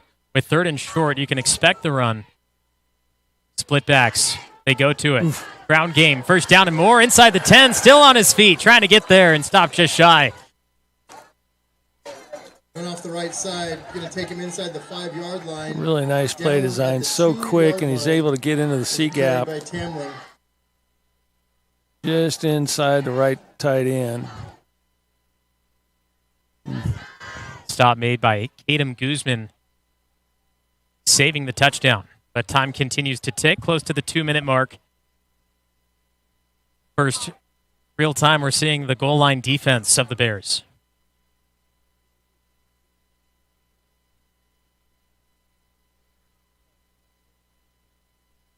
Van Vliet gives it off, bounces. Wrap him up.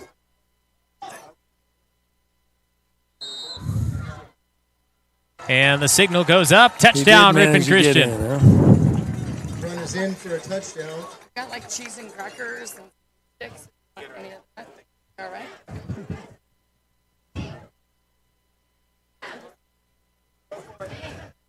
Building on the field, we have a touchdown. So the Knights break the plane for the touchdown. That's their third of the night. Leading 20-6 with the extra point to come from Talon Tamling. there's any positive on this, they did leave a lot of time left for the Bears, 1:48 left in the half. So still some time to do something, get a score before the half. Extra point is good. 21-6, Ripon Christian leads the Summerville Bears at Thorstead Field.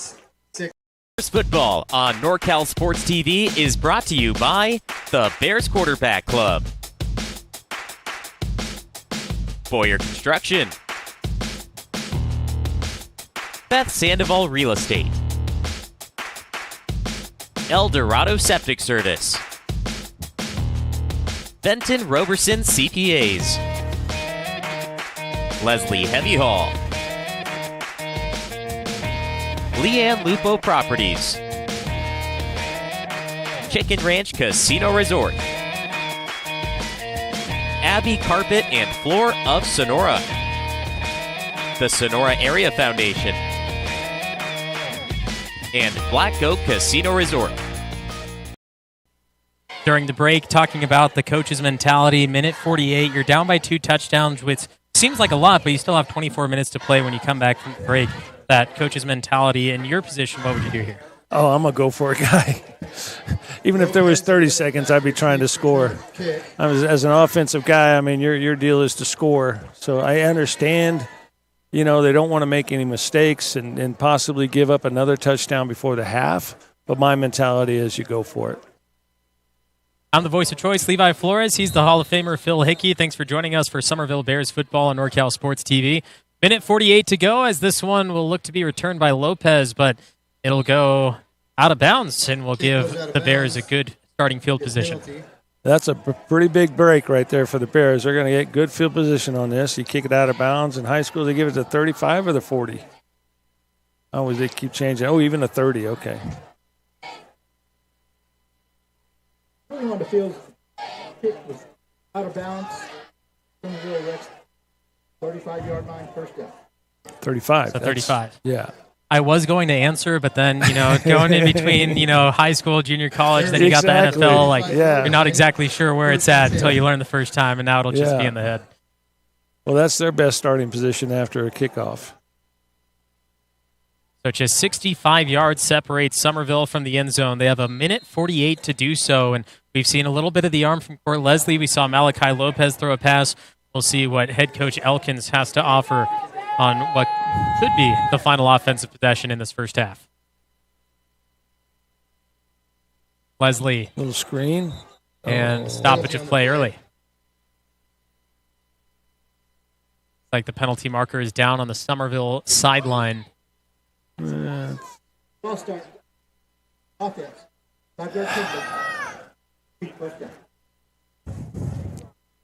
So now backed up to the 30. Kind of typical early season mistakes from the Bears. They've jumped off sides a couple times on offense or false started. That looked like that might have had some chance on that little screen. Now, of course, ball was snapped. They did look to that play, so they can try to go back to it, but Ripon Christian will keep an eye on it. Still a lot of plays in the playbook, though. 1st and 15. Got a lot to work with. Staying with their spread set, so it looks like they're going to try and get after it.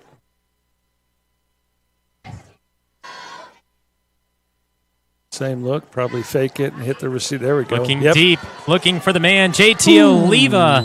Broken up by the defender, Ben Medhurst. Just a little too far out of bounds. Usually JT, he'll come down with that. What we saw last week, it's one of those balls that he'll come down with, but he just got a little bit off balance. I like the play call a lot. Beautiful throw. You kind of like to see him turn that right shoulder towards the sideline rather than looking over trying to catch that, because the defender, you're putting the ball in between the two, and it would be an easier penalty to throw on the defense for a possible pass interference, and it's just easier to catch. That's a tricky move, though. Speaking from a guy who never played football, I can talk about what they should do, but I can't do it. You see it a lot on higher levels. That's a tricky move. I'm not sure if he has that in his bag of tricks. This time to the run game. That's Lopez following the blocker. A big hit as he'll go downfield, staying tiptoeing like Fred Flintstone as he earns a first. We call that in the old school days a good old pancake. Evan Roberson just driving the outside linebacker and then putting him on his back. Evan Roberson, number 55, that lead blocker. He said, let's put some butter, let's put some syrup. There's the pancake block for you. 47-yard line. A good 10 yards drive on that. Love to see that as an offensive coach. Don't like it so much on the defense. And that was 15, by the way, because they had that penalty as well. So 15-yard play. Of course, you lost it initially, but you get that first down. You know you're capable of that 15-yard play. Now on this 1st and 10 opportunity, Malachi Fromm punching it through. He just does not stop his feet till he's on the ground. I thought for sure they had him at the line of scrimmage. 2nd and 5 from the 48-yard line. Summerville fans getting a little restless here, saying, let's go. The time is ticking. We're at the halfway point. Need to get down there. Lopez, following from, gets out as a penalty marker goes down at the 50. That is a problem when you're sending your quarterback to the sideline every play to get the plays. It's very difficult to move fast or go fast. We got an illegal block here. I hope not. Yeah, he's talking to JT Oliva. Primary call, block in the back. That's the offense. Block in the back against the offense, so that'll negate the positive yards. That one's going to hurt a little bit.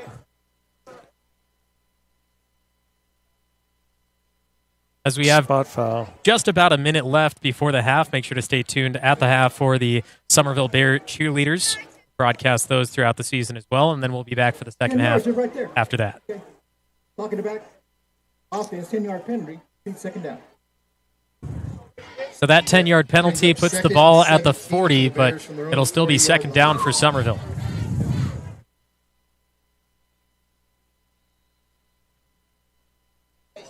Pitch out. Lopez looking to throw. Has to get rid of it. Has a man out there. JT Oliva throws down the defender as the pass was incomplete, out of bounds. They're going to call offensive interference on this, although the ball was thrown out of bounds. Look at this from the wide angle. JT just trying to be a tough guy here instead of go get the ball. The flag has been waved off. Yeah. Ball was thrown out of bounds, so technically it wasn't an offensive, but he did throw the guy. That's a frustration move, I assume, there. Little better look here. Heard some Summerville fans saying, where's the hold call? Because maybe tugging on the jersey, that's what led him to throwing him down. But oh, they did not pick up the flag. It is offensive pass interference against the offense. That penalty is declined. Put a 4th down. Okay. 2nd down. 3rd down. Oh, so they declined on 3rd down. Okay. It was 2nd and long for Summerville. Offensive pass interference, that's declined, so it'll be 3rd down for Summerville from the 40. First down marker is all the way at the 43. So Leslie now in the gun. 4 receivers out, 2 on either side. Stepping back, throwing over the middle, dumped down from past the 50, takes the shot. Close. Middle screen to Plum. We have 2 timeouts. We don't seem to be using them, or not in a hurry to use them anyway. And now they will. Let the clock get down to 47. Lost about 6-7 seconds on that. Timeout. So Malachi Fromm gets that dump down pass, goes up, makes it 4th and short. You're at midfield. 47 seconds. We've seen the explosiveness of the Ripon Christian offense and what they can do if we do go for it here. And the ball is turned over. Ripon Christian, 50 yards to go, 40 seconds. What are your plans on the other side of the field? Well, get a stop, obviously. I expect some blitz coming from Ripon, and I expect some sort of outside to the field side probably from the Bears, whether it's a sweep, a toss. They used to run a little sprint screen almost. They ran that last week. That would be a nice play right here. Bears come to the line, 4th and 4. So 4th and 4 for Summerville. Down 21-6 to the Ripon Christian Knights, looking to bring it within 1 possession if they can. End zone is the end goal, but right now they just have to get to the 42. Leslie, play action, rolling, Has to do something with it. Decides to take it himself. Goes down after a gain of 1, and it's not enough to move the chains. So Ripon Christian takes over at the 45. Not many options on there once he started scrambling, but I sure would have liked to see him try a little bit instead of go down. Josiah Van Vliet put the pressure on. He was the first in the backfield, and he plays quarterback when he's on the offensive end, so he knows a little bit of what Fort Leslie might be trying to do, and eventually led him to the ground for a short gain, but once again, just not enough to get the first.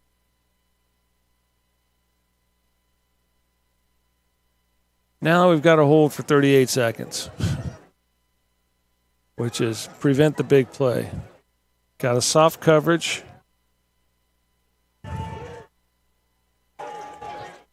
Handoff. That's Tamling. Gets some big yards close to the first down marker. They will give it to him, so that'll stop the clock for a second as they set the chains.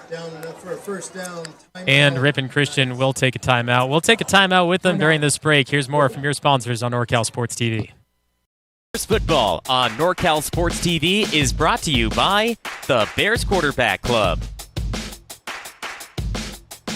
Boyer Construction, Beth Sandoval Real Estate, El Dorado Septic Service, Benton Roberson CPAs, Leslie Heavy Haul, Leanne Lupo Properties, Chicken Ranch Casino Resort, Abbey Carpet and Floor of Sonora, the Sonora Area Foundation, and Black Oak Casino Resort. 28 seconds left in the first half. Ripon Christian, ball in hand. They're at the 44, looking for that end zone one more time before the break. We've seen a lot of Talon Tamling. We've seen a lot of Josiah Van Vliet at the quarterback position, Stadler Postma, Van Elderen. A lot of different options that Ripon Christian can go to. A lot of hard players to take down. But 28 seconds to go, 44 yards. We'll see what Van Vliet does as he looks to the air. Right side, a lot of Bears to get through. Big hit and another 8-yard gain. Really good job of the Bears of converging on Postma as he brought the ball back inside. 2nd and 2. Stadler Postma taking a little bit of time off the clock, moving parallel. But in the end, he did get a couple more yards. Allowed Ripon Christian to call the timeout. Now 17 seconds. Reset the game clock to 20.0. And they're actually going to reset the clock to 20. So official clock was a little bit fast, but Ripon Christian looks like they already have their play call ready for this second and short play. They should have just one timeout now, right? They've used 2. I believe so, yes. Yeah. That's what's showing on the Jumbotron at least, so if that's wrong, then that's on the Jumbotron operator. Yeah, that's wrong because it shows 3. Shows 1 for us, 1 for the Bears, 3 for us. 2nd and 2. So 20 seconds. Play clock starts now. In the gun. 2 receivers to either side. Defense spread out deep. That's 4 deep. In the secondary is met in the backfield for a loss. Isaiah Eccles, the senior, drops him down, and it looks like they do have one more timeout, and that'll be taken here after the loss of 2. 7 seconds remaining. Timeout. A very nice play by Isaiah Eccles. Come up a little limpy, but it looks like he's all right and going to stay in the game. Not sure how you leave your middle linebacker unblocked on that play, but thank goodness for Isaiah they did. Isaiah Eccles, a senior on the defensive line, alongside Evan Roberson, Braden Bustamante, J.J. Stone, Hunter Stone, James Ford, all seniors, whether they're on the offensive or defensive line. A lot of those players playing 2 ways, as the numbers for Summerville very minimal this year. Of course, we don't bring in a lot of players, but usually we have just a couple more. 14 seniors, 9 juniors, and the lone sophomore. And based on that junior varsity game that we saw, there's a couple of sophomores that can get brought up and give a couple more options And as you had mentioned in the pregame, a couple players not being in the mix today. Of course, when we see the full potential of the team, that can change things up as well. Absolutely. So now it's Van Vliet escaping the pocket. Met again by the defensive line for another loss. 59 J.J. Stone for that sack. Quarterback down. So J.J. Stone will get credit for a sack as the rest that of the clock time will run out. expires. That is the end Ripon of the Christian puts up 21 points in the first half to the 6 of Somerville. We'll keep it here for the time being until the cheerleaders make their way out. Phil, your thoughts on the first half? Well, I really like that last defensive stance to prevent Ripon from getting in the end zone. That would have done some serious damage. You know, it's just the two big plays for Ripon that really made the difference. And you know, the Bears, I think they're missing, not just missing because they don't have the players, but really missing, you know, a Carter Lee who brings a lot of energy and a lot of power into the game. You know, they're fighting, they're playing hard. They're just coming up a little bit short, and we'll see what kind of adjustments are made there in the second half. Yeah, Somerville, 6 points. Of course, the loss of Bryce Medias was huge in the kicking portion, but Nika Fork doing a fantastic job going in there, still doing the job and, you know, trying that full potential that he has. And we haven't seen the last of him. Obviously, he's been out there one time, but he's going to keep grinding and pounding, and he's going to get better through the season. And that's something that we can look forward to from the stands, of course. Absolutely. And special teams early in the season is usually a problem area for a lot of teams. So we've been doing pretty good. The Bears have been doing good with the punt and with the kickoff return for as far as that goes. So from the booth, that does it for us. For now, we'll send it down to the field for the cheerleading squads, and then we'll be back for the second half. You're watching Summerville Bears football on NorCal Sports.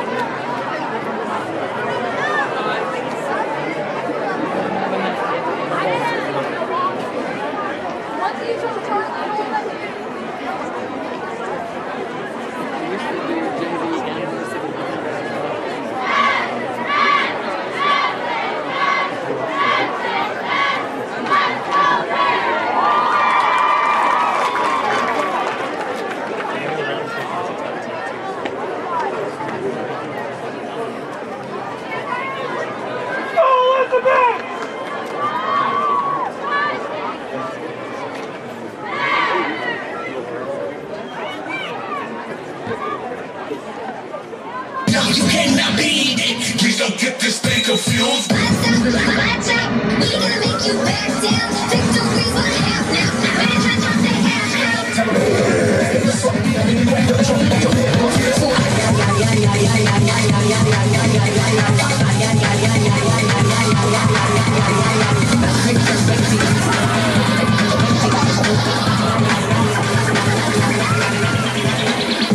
we coming at you, going hard, moving faster. Think you tough, that ain't about to make you feel like a disaster.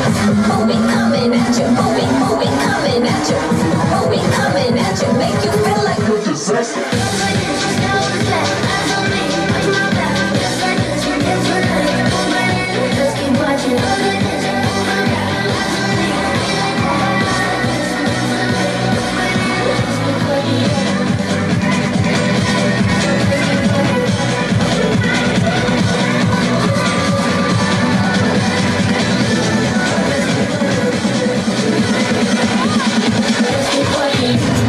Middle to my haters, are you jealous? If you knew I was steady, I didn't need a man to tell.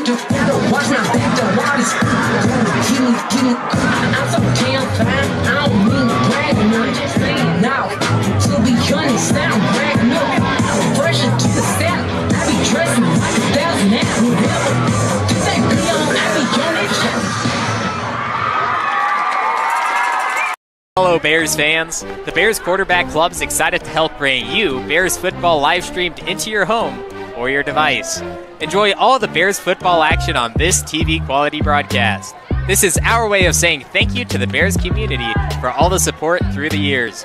On behalf of the Bears Quarterback Club, thank you for watching and supporting Bears football. Enjoy the game.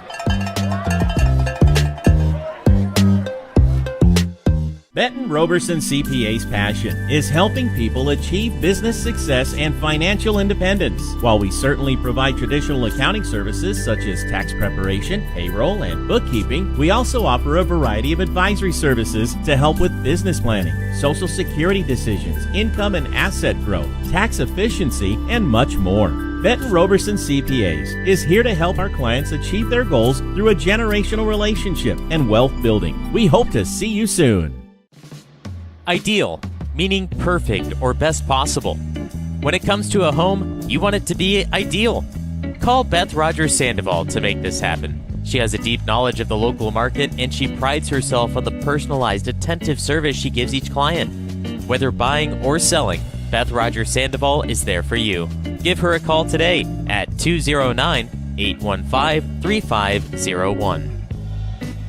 The Sonora Area Foundation remains focused on its mission of strengthening its communities. It does that through three functions: assisting donors, awarding grants, and leading the community. The vision of the Sonora Area Foundation is that it will be the benchmark for exemplary practices in the philanthropy field. You can go to sonoraarea.org to learn more. Sonora Area Foundation, for good, forever.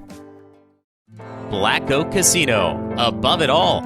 Escape to the breathtaking vistas of the Sierra Nevada foothills. Whether it's the outdoor adventures or the excitement of over 1,100 slot machines, the perfect escape awaits. With so many activities for adults and kids, you can bring the family for a day or stay for a weekend. Elevate your experience with the indoor action park. Rock the night away in the Willow Creek Lounge, or dine casually with elegance or the best pizza in town.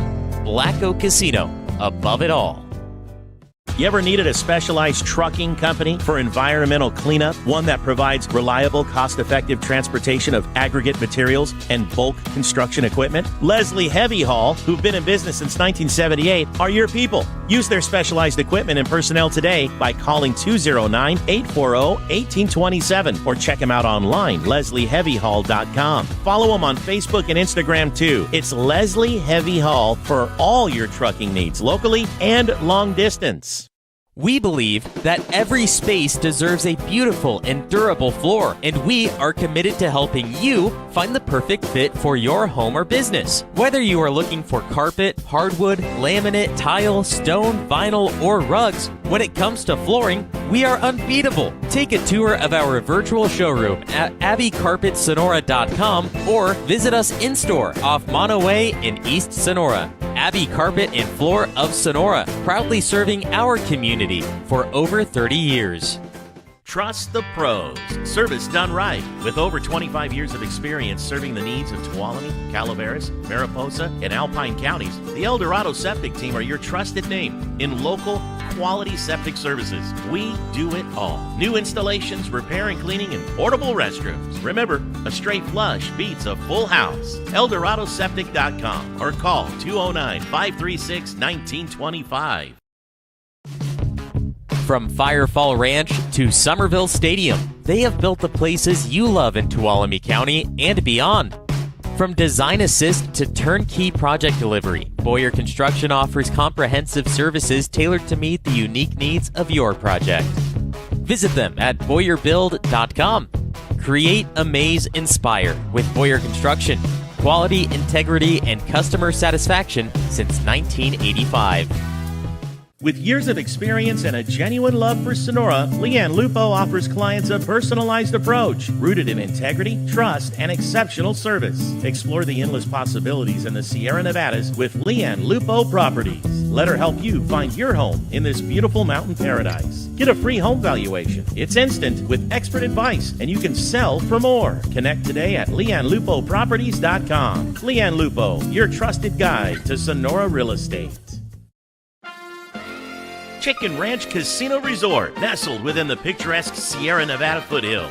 It's a one-of-a-kind experience, a nesting ground for top-of-the-line luxury, funky fun, and delicious delights. Between CyberQuest, the gaming floor, and entertainment live from the coop, it's family fun for everyone. Variety is the spice of life.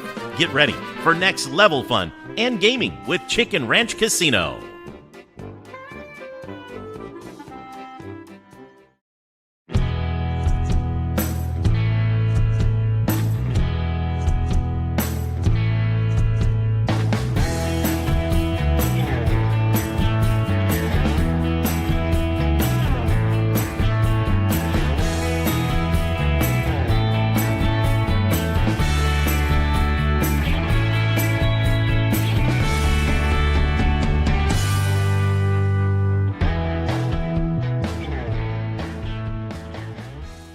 Hello, Bears fans. The Bears Quarterback Club is excited to help bring you Bears football live streamed into your home or your device.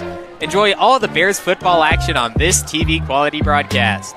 This is our way of saying thank you to the Bears community for all the support through the years. On behalf of the Bears Quarterback Club, thank you for watching and supporting Bears football. Enjoy the game.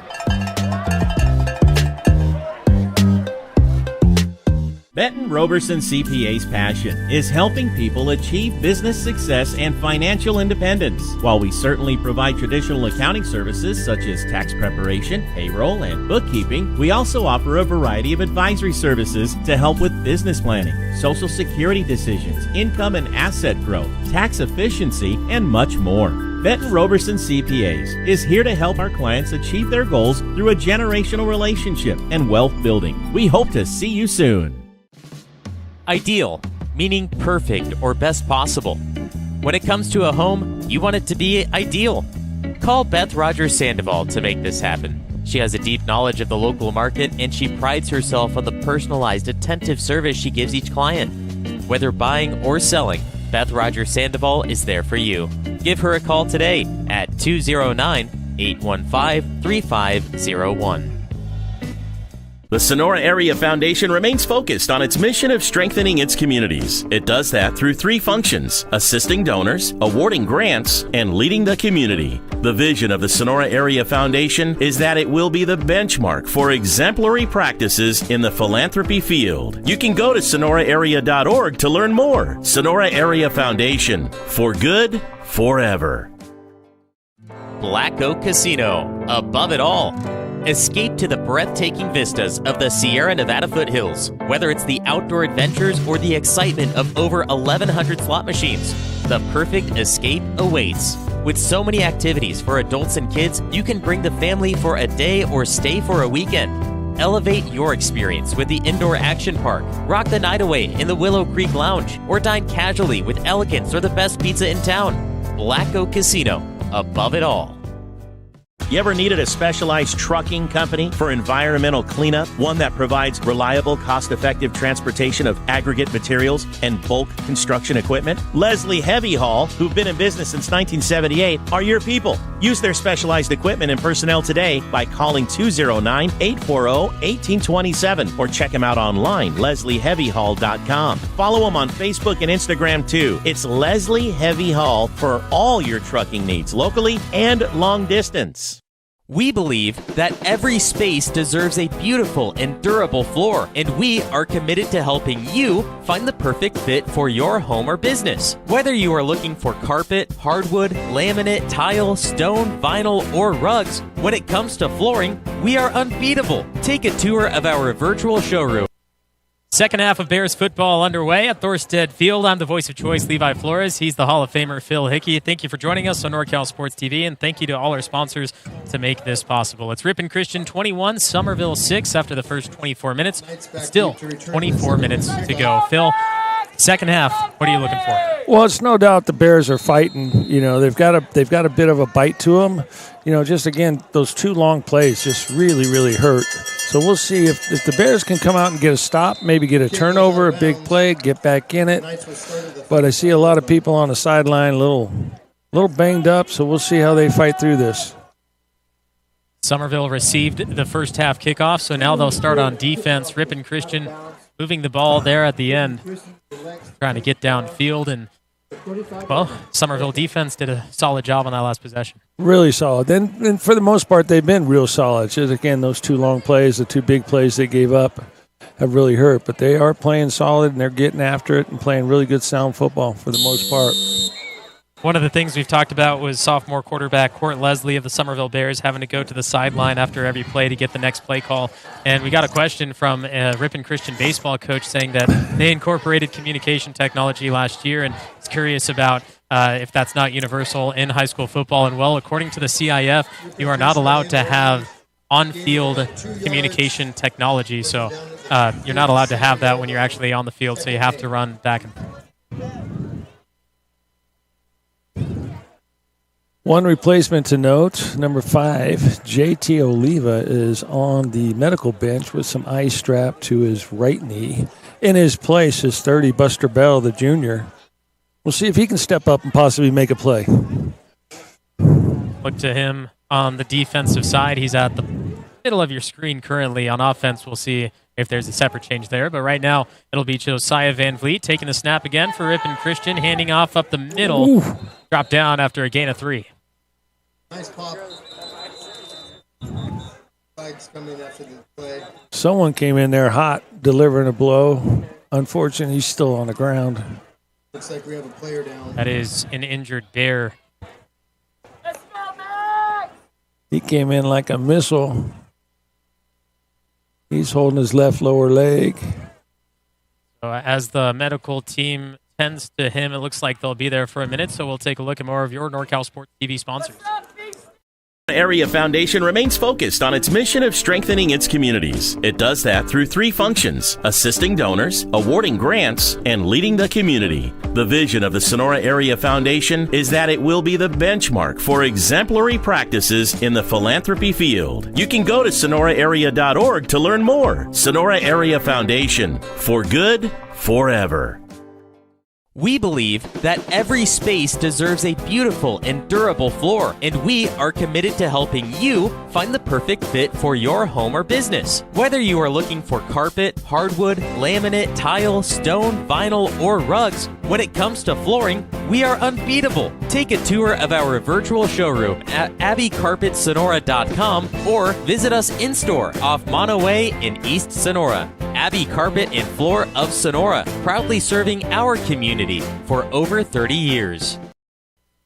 Ripon Christian enough to earn the first down, but unfortunately for the Bears, that's Isaiah Eccles. Looked like he got rolled up on his ankle, and so being helped off to the sideline by a couple of the coaches. That does not look good. He's unable to put any weight whatsoever on it, and he has been a key player tonight. They ill afford, that's 2 players. Looks like he's able to start walking on it just a little bit, but we hope that obviously he gets better first, and then hopefully we can see him out there on the field sooner than later. J.T. Oliva had to give up his spot on the medical bench. And he's sliding down on a regular bench. Ripon Christian back in action, rolling left side, a gain of 5 on the run. First down run, good for 5 yards off the left side. Another very aggressive player coming in there, number 6, Will Hardman. Very aggressive to get in there and make the stop for. Second and 5. Second and 5 directly at midfield.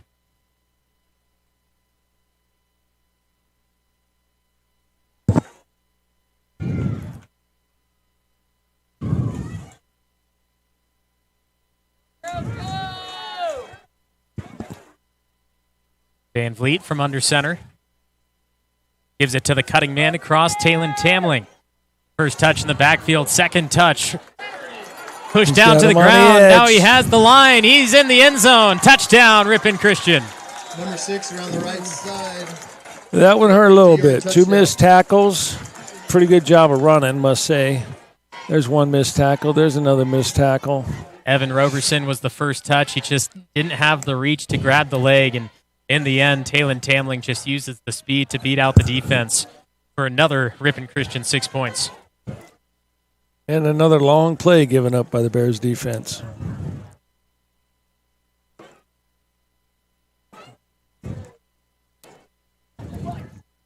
Now Tamling, after running 50 yards downfield, has to use his leg one more time to tack on the extra point.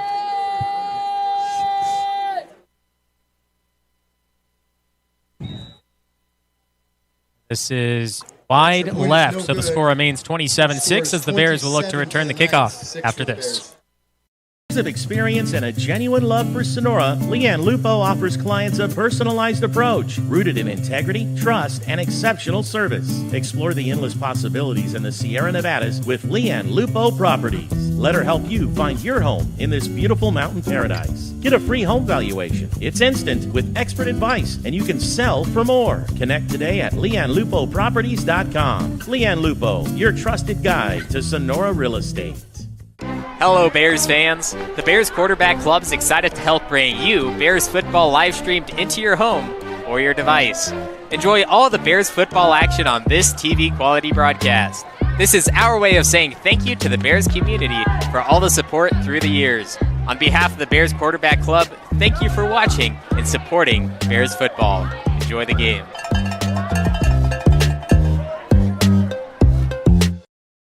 NorCal Sports TV and the Bears Quarterback Club brings you Summerville Bears football on NorCal Sports TV. Just 2 minutes into the third quarter, Ripon Christian scores 27 to the Summerville 6. Talon Tamling running 50 yards to the end zone, scored that 6 points, unable to add on the extra point, and now kicking off from the 40, deep for Summerville. It's been Malachi Lopez. He's looked to return every single kickoff. It looks like it'll be going in his direction yet again. Caught at the 10. And up the middle of the field, Lopez near the 30. Lopez returns the ball out to the 30-yard line, sorry. Boy, that little man sure does bring it hard. I'm not sure I'd be kicking to him if I was the other team. I'd kick it to the other guy. Lopez just drops right into his pocket, able to shift through a couple of defenders and gain that couple extra yards to put him in decent field position, where the first couple we saw him around the 20 rather than the 30. Yes, every little bit helps, and now out to the 30. They're in the corner, normal field position, if you will. Let's see if they'll stick to their game plan or think they have to force to open it up a little bit, but they're back in the I-back. First and 10, starting at the 29, Leslie under center. Hand off full back, that's Fromm. That whistle was a little late. From's run up the middle, stop for no gain. There's a lot of people in that box when they go to that offense now. Seems like Ripon is closing down, closing the gaps, filling the gaps.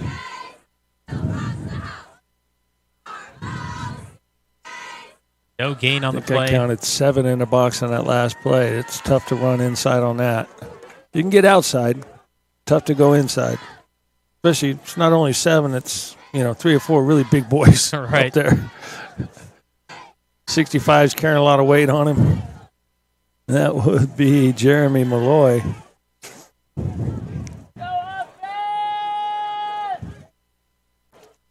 After the stop by the Ripon Christian defensive line, Summerville sets in a similar formation, powering left side, though, as Lopez will get a carry. Now slipping a defender.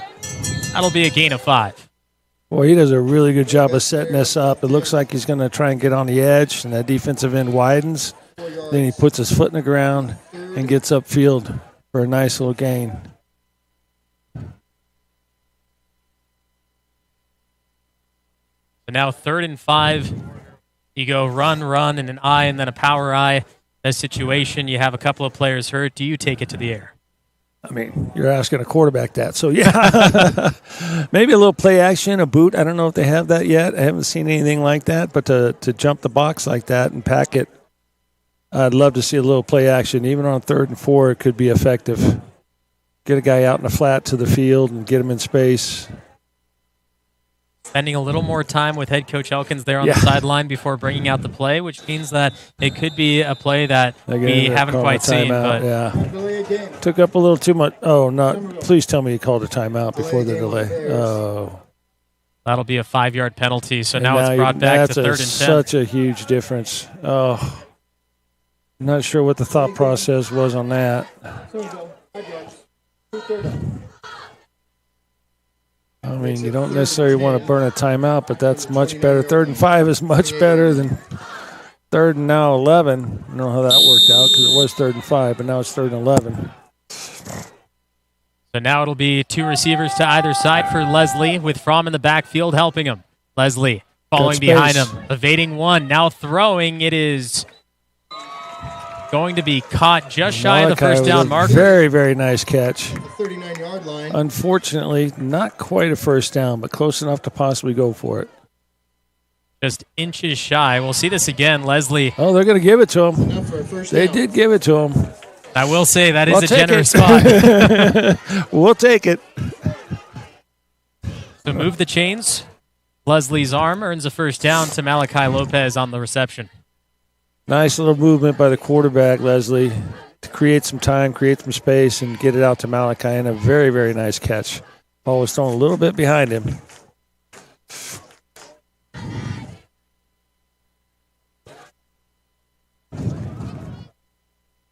So now from the gun with backs to either side. And another penalty marker and a false start. Oof. Normally you think, early season, but that offensive line is experienced. They all came back for this year. And for offensive line to be jumping, can't have that. A little bit of movement from Trevor Galt. My apologies to the offensive line. 34-yard line, 1st and 15. So now 1st and 15. Ball is nowhere to be found. It hit the bottom of the center. I believe he was doing a regular snap in a shotgun formation. That's never good. Fortunately, the Bears were able to get on it. Yep, that's exactly looks like what happened. Great job by Court Leslie also to see that happen and get in on the play. Sometimes you don't see a quarterback want to get in on the mix when heads are going to be flying, helmets are popping in there at the ball. But Leslie said, I'm keeping this ball for us, and we're going to keep it on offense. Really like to see that. It's a great point. That is a loss of a yard, though. So 2nd and 16 for Summerville. And we do have an update from Sonora High as well. The Oakdale Mustangs finally take that top spot again, down the Wildcats for the first time in 3 years. And now a timeout will be called by Summerville with 6 minutes to go in the 3rd quarter. It's Ripon Christian 27, Summerville 6. From Firefall Ranch to Summerville Stadium, they have built the places you love in Tuolumne County and beyond. From design assist to turnkey project delivery, Boyer Construction offers comprehensive services tailored to meet the unique needs of your project. Visit them at BoyerBuild.com. Create, amaze, inspire with Boyer Construction. Quality, integrity, and customer satisfaction since 1985. Trust the pros. Service done right. With over 25 years of experience serving the needs of Tuolumne, Calaveras, Mariposa, and Alpine counties, the El Dorado Septic Team are your trusted name in local, quality septic services. We do it all. New installations, repair and cleaning, and portable restrooms. Remember, a straight flush beats a full house. ElDoradoSeptic.com or call 209-536-1925. After the timeout, here's Leslie in the gun. Looking downfield, releases. It's Lopez, the intended target. A lot of contact down there. Really thought there should have been an defensive pass interference on that. There was a lot of contact. A beautiful throw. There's the throw. Contact. He is looking towards the ball. Good, 50-50. Valid point. Boy, they've been throwing flags tonight, though. I thought we might get that one. 16 for the Bears. And they're on the 33-yard line. So now 3rd and long. Summerville most likely going to look at something similar, hopefully find a little more of an open man. Ripon Christian in the 5 battles between them and Summerville, they've scored at least 21 points in all those battles. They had that in the first half tonight. See if we've got some type of a screen in the game. Really not even covering the slot receiver. Leslie. There's a screen. Goes that was down. set up very nicely, although Screen overthrown. he was past the line of scrimmage, so it probably would have been called back, but that screen was a nice little call. We saw that play one time earlier to Malachi Fromm. It was completed for a gain, but this time just slightly overthrown.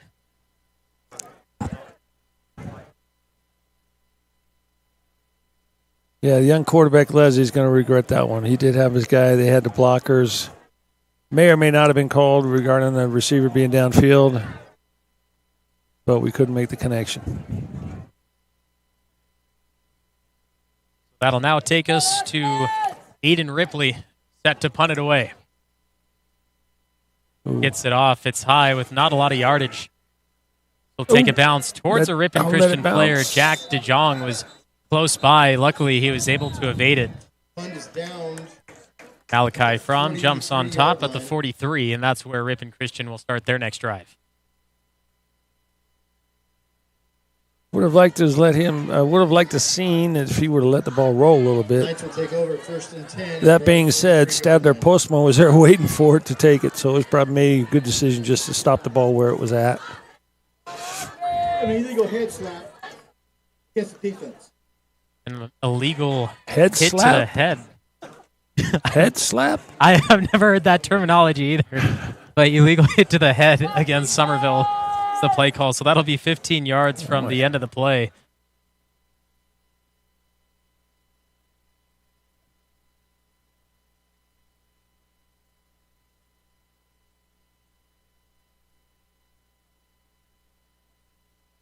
Illegal head slap. On Summerville. 15-yard penalty. First down. So now Ripon Christian, instead of starting on their own side of the field, will bring it all the way to the 41. 41-yard line. Illegal head slap. I would like to have seen that. That's not an easy one to pick out as a referee, but must have did it right in front of one. 1st and 10, Ripon Christian. Under center is Van Vliet. Split backs for him. In motion is Mason Clark. Oof. Goes to the cutting man right up the middle. Tyler Van Elderen with speed. Inside the 5, Golden Turf, touchdown, Ripon Christian. Outstanding effort from the backside. Will Hardiman, number 6, almost made the shoestring tackle before the end zone, but couldn't quite get there. You see a little bit, maybe that front line that's been going both ways, possibly getting a little bit tired. There was a lot of room to run up the middle on that one. Way too much room.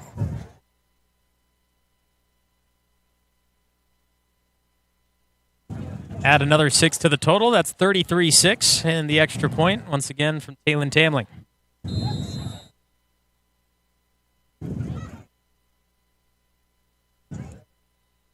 This one looks better, and it's good. That did squeak through. 34-6. Ripon Christian on top of Summerville with 5 minutes, 40 seconds to go in the third. needed a specialized trucking company for environmental cleanup, one that provides reliable, cost-effective transportation of aggregate materials and bulk construction equipment? Leslie Heavy Haul, who've been in business since 1978, are your people. Use their specialized equipment and personnel today by calling 209-840-1827 or check them out online, leslieheavyhaul.com. Follow them on Facebook and Instagram too. It's Leslie Heavy Haul for all your trucking needs, locally and long distance.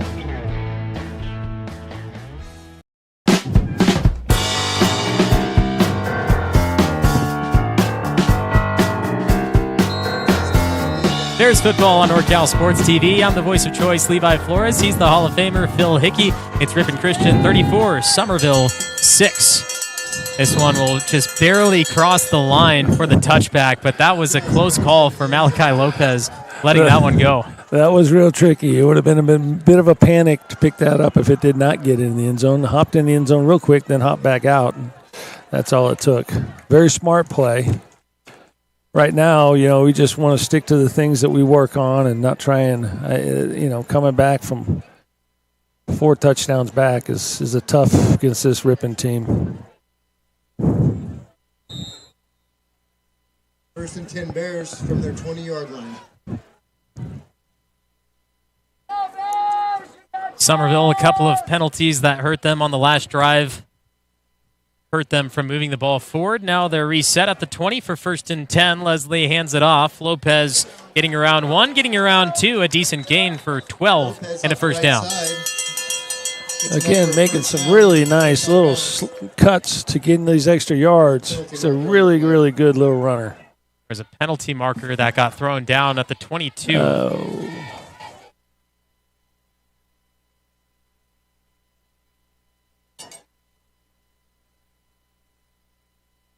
That's personal foul. It's defense. Personal foul against the defense. At the end of the run. That'll be a 15-yard penalty at the end of the run. Well, I guess we will take that. I'm not sure what happened there, but the Bears will be happy to get the ball out in the midfield area. 15 yards added to the end of the run. Move the ball down somewhere around the 45. Bears first down. Personal foul. 45-yard line. Against the defense. 15-yard penalty. So a total of 25 yards on that play. Credit 10 to Lopez, 15 to the penalty.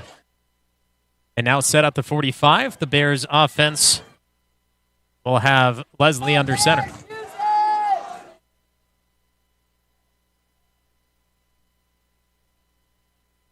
Fromm staying on his feet, spin cycle, 5 yards, 10 yards, then taken down. Another great gain for the Summerville offense.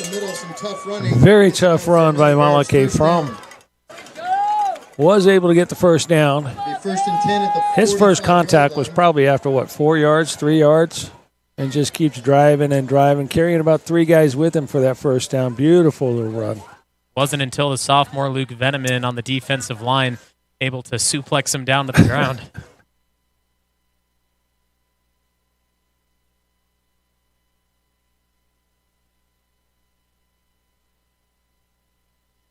Back in the I formation. Left side wing is Kadem Guzman. Now he's in motion, sliding across the back. Hand off to the tail. That'll be another gain of 4.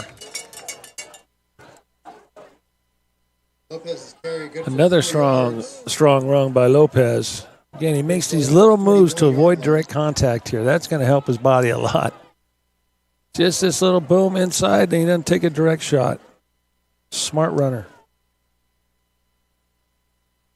With his older brother last year when he was a senior, didn't get as many carries, but certainly has earned him now. Absolutely. You can see the progression in his play, being from a sophomore when he was on the team to a junior, and then now simply in the span of 3 quarters.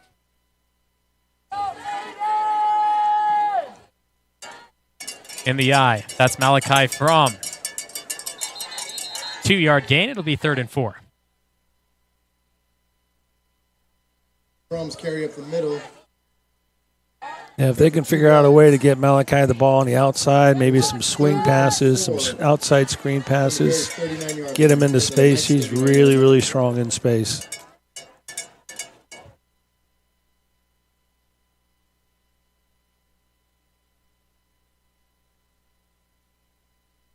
Court Leslie just now getting into the huddle.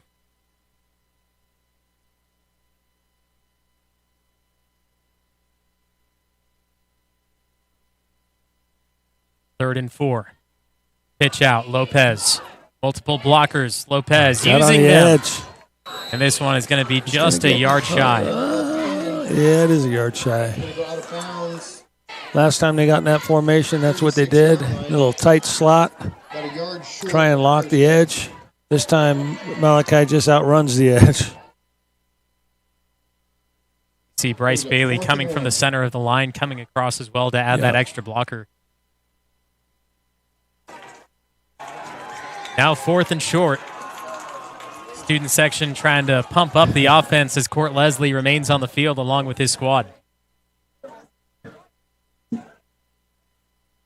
This has been a really good drive. I hope they can keep it going. Chew the clock, stay healthy, and tell people that they can still move the ball even when they're down 4 touchdowns. Split backs. Oh, Caught in the backfield, a loss of yards and a turnover on downs. all right. So much for that theory.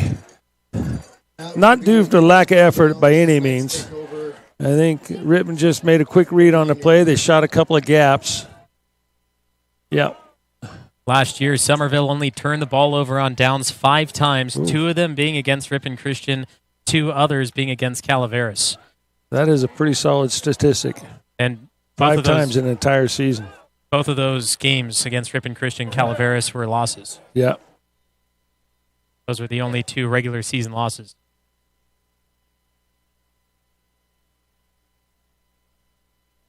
I don't think you can argue very much against the fight for the Bears. They are playing very tough the whole way through, even down 4 touchdowns with a little bit left in the game. They're just getting after it still.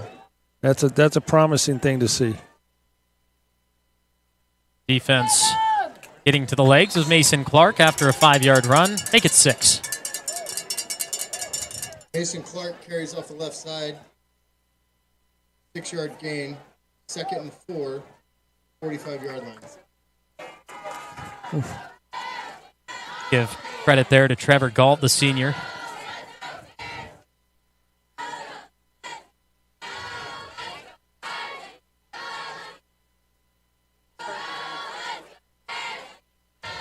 Second and 4. Back in the split backs. Van Vliet taking some time under center before he sets the line.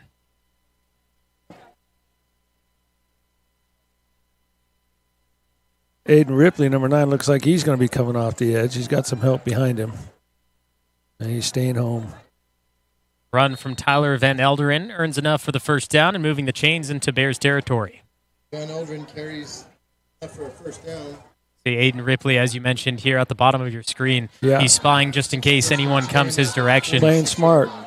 I thought he was going to come after it, but he's maintaining his responsibility. It's a lot I've seen today from the Bears, their ability to maintain their responsibilities. Of course, they've had the long plays from Ripon, but that's the thing I always praise, with especially defensive players. Maintain your responsibility, and then the Bears are doing a pretty good job of that tonight.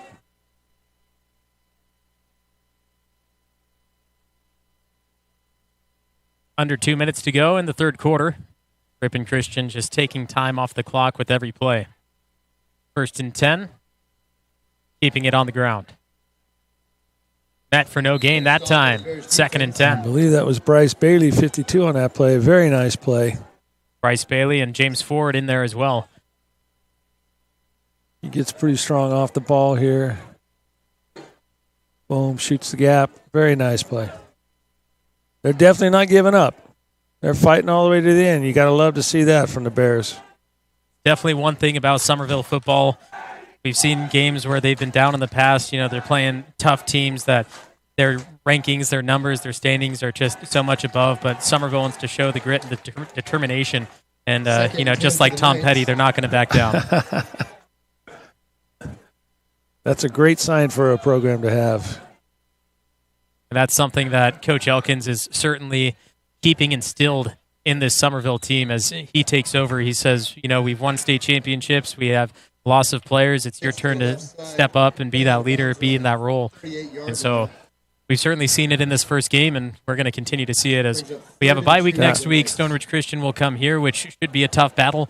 And I'm excited to see what players make their way out onto the field that aren't suited up tonight, what they're able to bring to the offense and defense. Hopefully, the 2 weeks will get them all healthy and get them back again, and hopefully we didn't lose anybody from tonight. Also, I see a couple of kids still got ice on their legs, but I am impressed with Coach Elkins' mentality of the whole thing. Even when we talked to him back at the practice, he knows what he has. He's not trying to be a magic show. They're playing good fundamental football. Mason that Clark one's coming back. We got an illegal use of hands on that one. Clark will finally be taken down inside the 10 by Will Hardman. As you mentioned, the penalty flag down at the 37 with Aiden Ripley a little slow to get up now. Ooh, that looks more like a cramp. Yeah. You're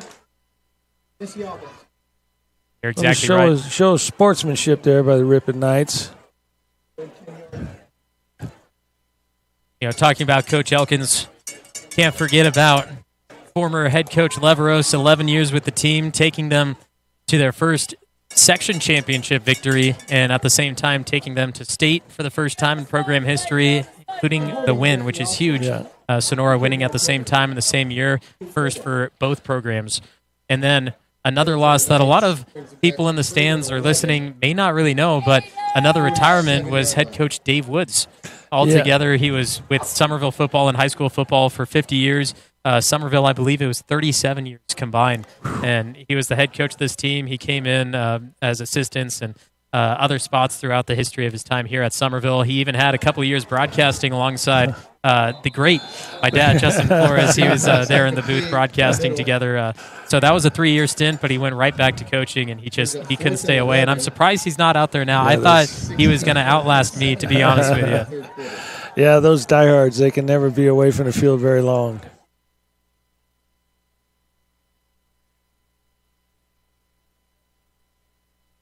Just under 17 seconds in this third quarter. Should be the final play. Well, now they'll have to stop the clock to give Summerville one more play, probably, because it'll be turnover on downs, I assume. If they do get the first down, I'm sure they'll just run it out. 4th and 11, looking to throw. Van Vliet with time over the center, bounced off a body, caught by a lineman, and then tackled for loss. And fumbled. Wow. Oh, they blew it dead. Summerville wants to know why that couldn't be played out, because if there was a catch. That was a little ricochet catch, and then he put the ball on the ground, but I don't know if he was on the ground himself. It didn't seem like it. All happened so fast. So ball's in the air here, bounces off the body.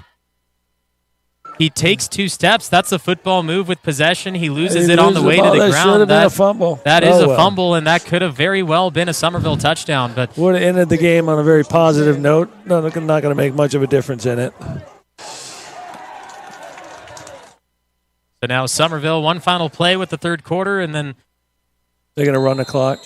12 minutes, of course, still to go, but Summerville. But they will have to run a play. I'm assuming they'll just take a knee and be done with this. We still got one more quarter to go here. That's a valid point. Yeah. I don't know why I thought it was the fourth quarter already. 9:45. We should usually be done at this point, but starting at 7:30, junior varsity ran long. Of course, if you're just tuning in, junior varsity did get a victory. Yeah, that was a Phil move there, a classic Phil move. Getting ahead of myself. Did see quite a few fans leaving. That is true. A few minutes ago, and that probably set it in my mind. A 1-yard gain, 2-yard gain to make it 2nd and 8 when we start the fourth quarter after this message from Benton Roberson CPAs and Black Oak Casino. Roberson CPA's passion is helping people achieve business success and financial independence. While we certainly provide traditional accounting services such as tax preparation, payroll, and bookkeeping, we also offer a variety of advisory services to help with business planning, Social Security decisions, income and asset growth, tax efficiency, and much more. Benton Roberson CPAs is here to help our clients achieve their goals through a generational relationship and wealth building. We hope to see you soon. Black Oak Casino, above it all. Escape to the breathtaking vistas of the Sierra Nevada foothills. Whether it's the outdoor adventures or the excitement of over 1,100 slot machines, the perfect escape awaits. With so many activities for adults and kids, you can bring the family for a day or stay for a weekend. Elevate your experience with the Indoor Action Park. Rock the night away in the Willow Creek Lounge, or dine casually with elegance or the best pizza in town. Black Oak Casino, above it all.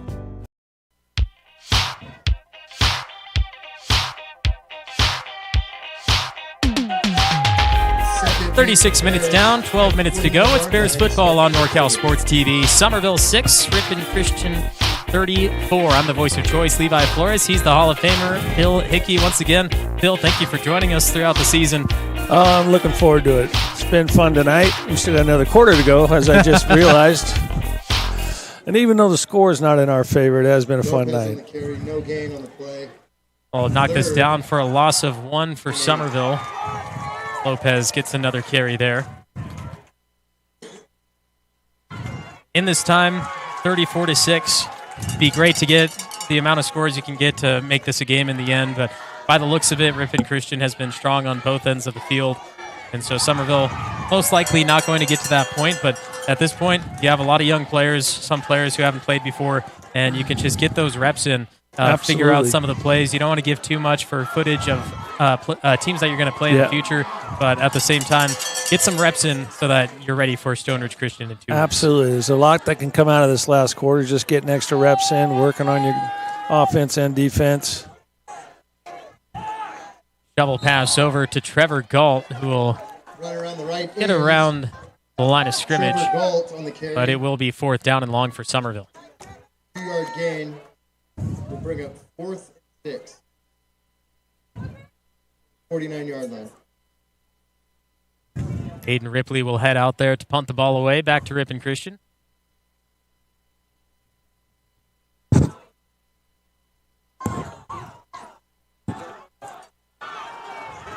Two returners this time, one standing at the 30, one standing at the 15.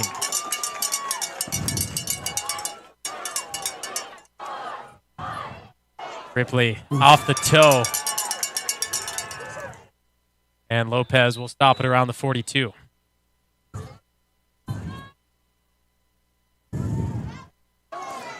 That looked like that might have been a fatigue punt. Ripley just being a little too tired. 1st and 10. Ripley's done quite a bit tonight. Yep. He's been out there, offense, defense, special teams. Can't easily catch a break. But it looks like they'll take him out for a play here, give him a little rest.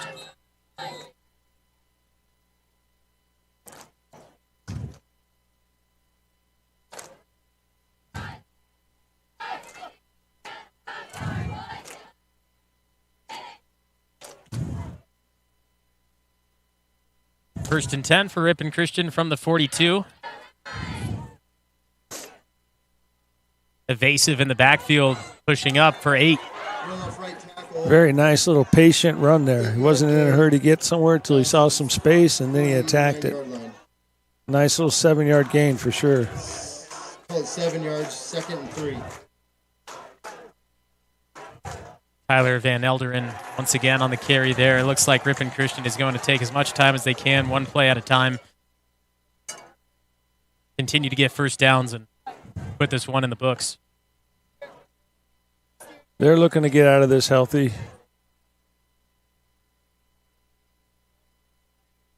Hopefully our boys can stay focused and get their jobs done.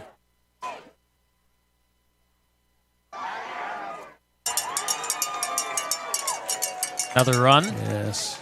Gets back to the line of scrimmage. Lunges forward. Looks like he'll gain 2 and be just short for 3rd and inches. Side, shoestring tackle made. Stop him just short. Bring up 3rd and 1. just into Bears territory at the 49-yard line.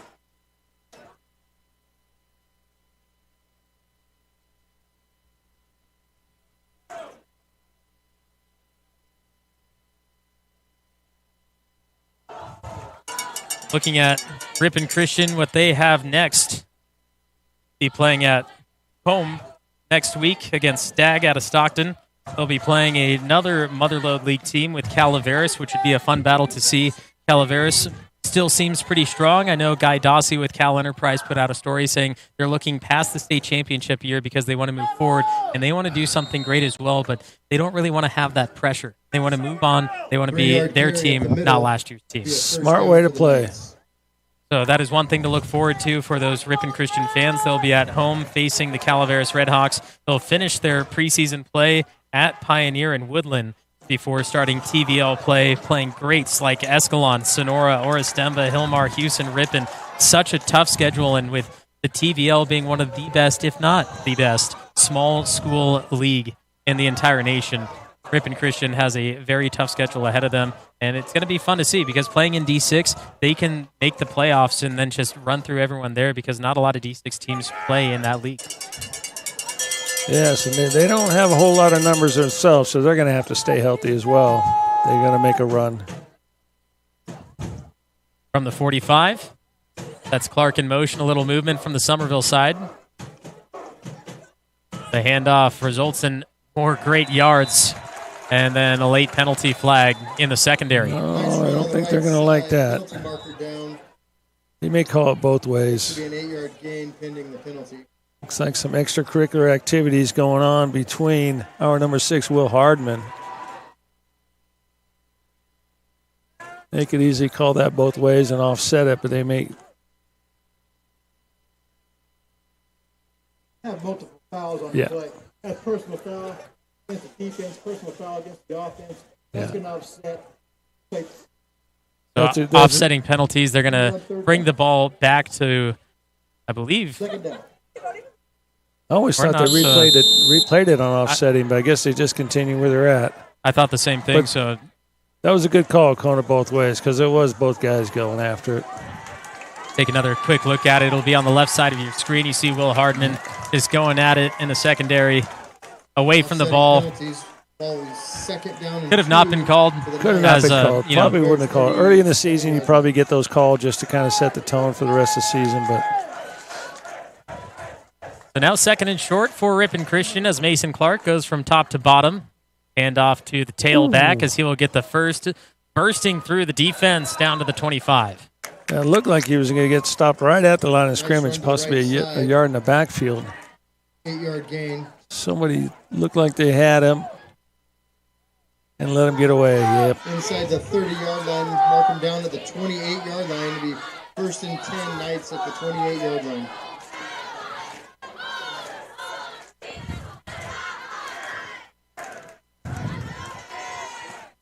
Let's see how much fight the Bears still have in them.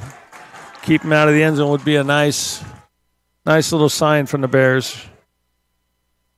One difference we've seen here in the fourth quarter is not a lot of explosive plays from Ripon Christian. They're not doing a lot different. They've taken away the passing plays. They're keeping it on the ground game. But despite 6, 7, 8-yard gains, Summerville is stopping them from getting 10, 15 like we saw in the first couple quarters. And for the most part, it's still their starters. I mean, I think they've replaced the quarterback, and they've gone to number 6, Talon Timmerling. One of his positions is athlete. Guess he's proven that now, going to quarterback spot. And then I think the running back, 21, has been running real well. Yeah, unfortunately, we don't have him on the roster, Ripon Christian. It'd be great to add that to the Max Preps roster. Could be a controversy here.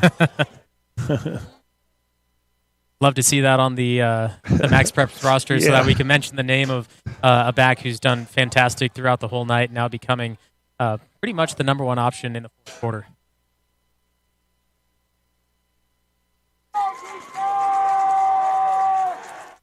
Here he is again, following the block from Van Elderen. Jumping to that first late down penalty mark. thrown down. Might be a late hold. That would have been really late. Get another look as we get the call from the white hat. Yeah, really, really late hold, but we'll take it. We won't deny it.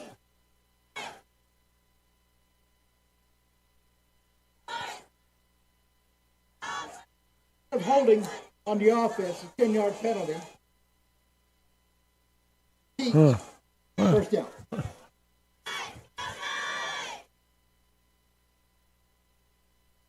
So now, first down. Almost 20. Looks like 20, yeah. Close to 20.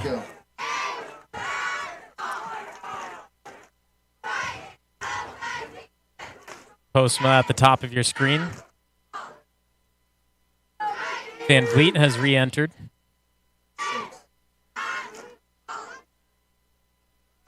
Handoff to the quick man up the middle. That's Van Elderen.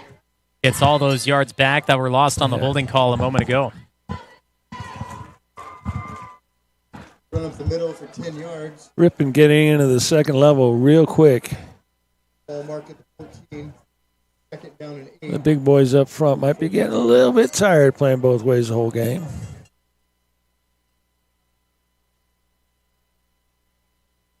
Teams, programs, practicing through the summer, hitting the weight room, doing cardio, trying to prepare them for this point, starting the first game, but you don't get hit in a lot of those practices. You know, you go through the dead period, you can't touch a ball, and you can only hit each other, but you don't want to hit too hard. You know, it takes a lot more energy out when you're actually on the field playing against players that want to hit you. That's a great point, Levi, especially when you're low on numbers, so you're not hitting hard in practice. You know, you're working on fundamentals and assignment perfection, but not really hitting a whole lot hard. So this is the first time. Last week they played, but it wasn't even close to a real game from the time of possession, so to speak. But this has been a test for the big boys up front. 4 minutes to go in the fourth. Ripon Christian knocking out the door to score inside the 10. It's 3rd and short. Van Vliet under center. Sticking with the split backs. Mason Clark top to bottom yet again. Ooh, evading one tackle and now down at the 5. That will be enough for the first. That was a good little run.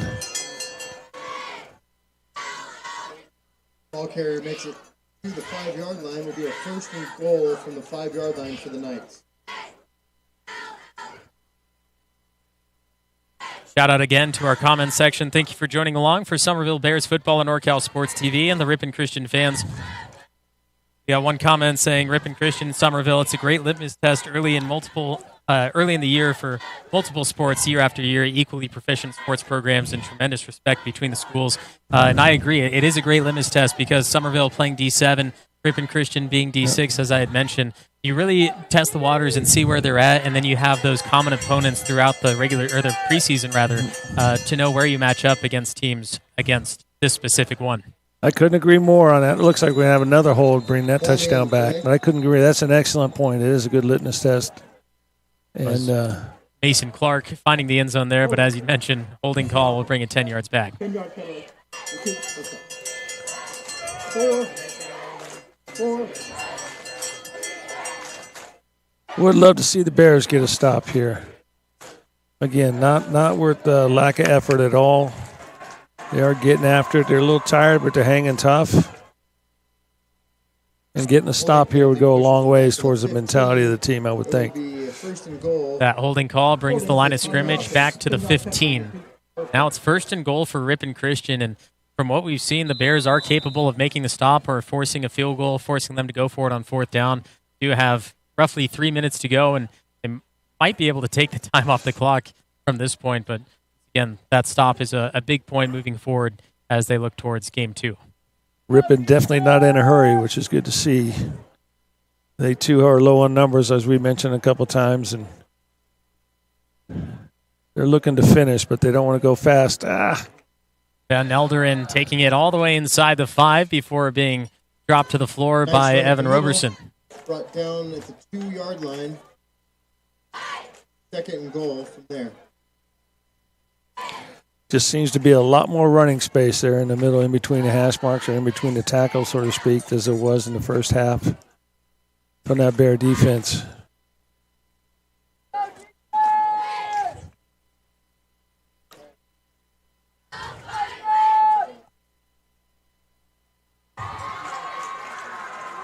6 feet separate the Knights from another touchdown.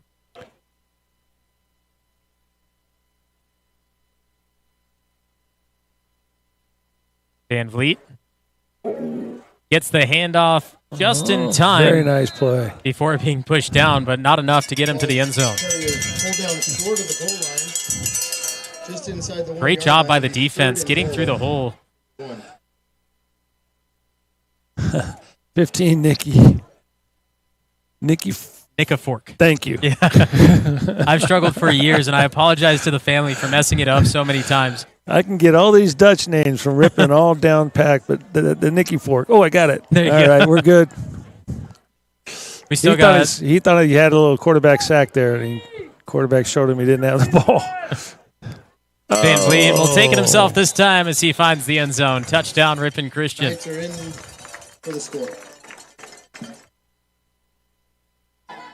See this one more time. Van Vliet going under center. I wondered if it was going to happen, but I know, quarterbacks, they could be a little iffy on trying to, get through the middle. That even defense, they just had them a little wide. They had them head up or even outside shade. And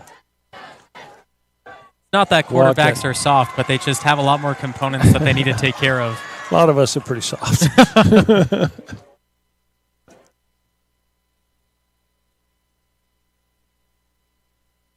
Extra point attempt. Tamling goes over the crossbar for a 41-6 score. Just about a minute remains here at Thorstead Field for the season opener between Ripon Christian and Summerville.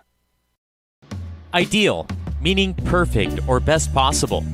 When it comes to a home, you want it to be ideal. Call Beth Rogers Sandoval to make this happen. She has a deep knowledge of the local market, and she prides herself on the personalized, attentive service she gives each client. Whether buying or selling, Beth Rogers Sandoval is there for you. Give her a call today at 209-815-3501. Chicken Ranch Casino Resort, nestled within the picturesque Sierra Nevada foothills. It's a one-of-a-kind experience, a nesting ground for top-of-the-line luxury, funky fun, and delicious delights. Between CyberQuest, the gaming floor, and entertainment live from the coop, it's family fun for everyone. Variety is the spice of life. Get ready for next-level fun and gaming with Chicken Ranch Casino.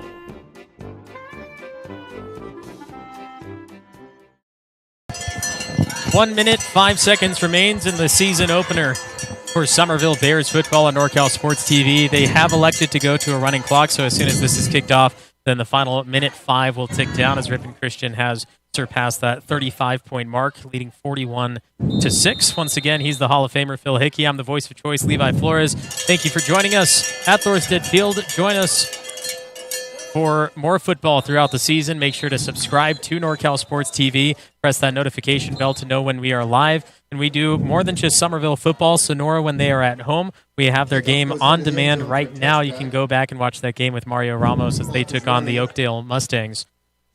But we have junior college football tomorrow. I will be at Mount Eden High School as Chabot, the Gladiators, take on Cabrillo, the Seahawks. And we have, I believe, 5 other games happening tomorrow. So if you want to see some junior college football, then you can join us for that here. Boy, Levi, you're all over the place, spreading the voice. Trying to. This will be the final play of the game, I assume. I agree with you there as Court Leslie will make his way up. Fantastic first game for a sophomore. Not the outcome that they would have liked, but strong showing for him and the rest of his crew. A lot of players being in positions that they haven't been in before. Malachi Lopez is probably one of the only ones that I've seen real game time from the skill player slots, from the offensive line. Braden Bustamante, Evan Roberson, they've seen a lot of time in their spots. And so that's fun to see. That's good to see for them. But they do have a little bit of work. Luckily, they have 2 weeks.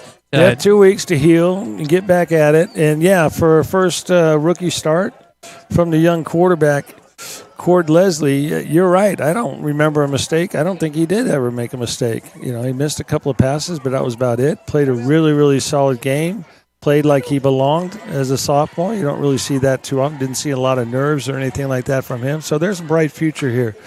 The boys fought. They fought the whole game, even when they were down 4 or 5 touchdowns, and did get banged up a little bit. Hopefully they'll be able to get healthy and get back at it and get those guys that weren't able to dress, get them dressed again for the next game.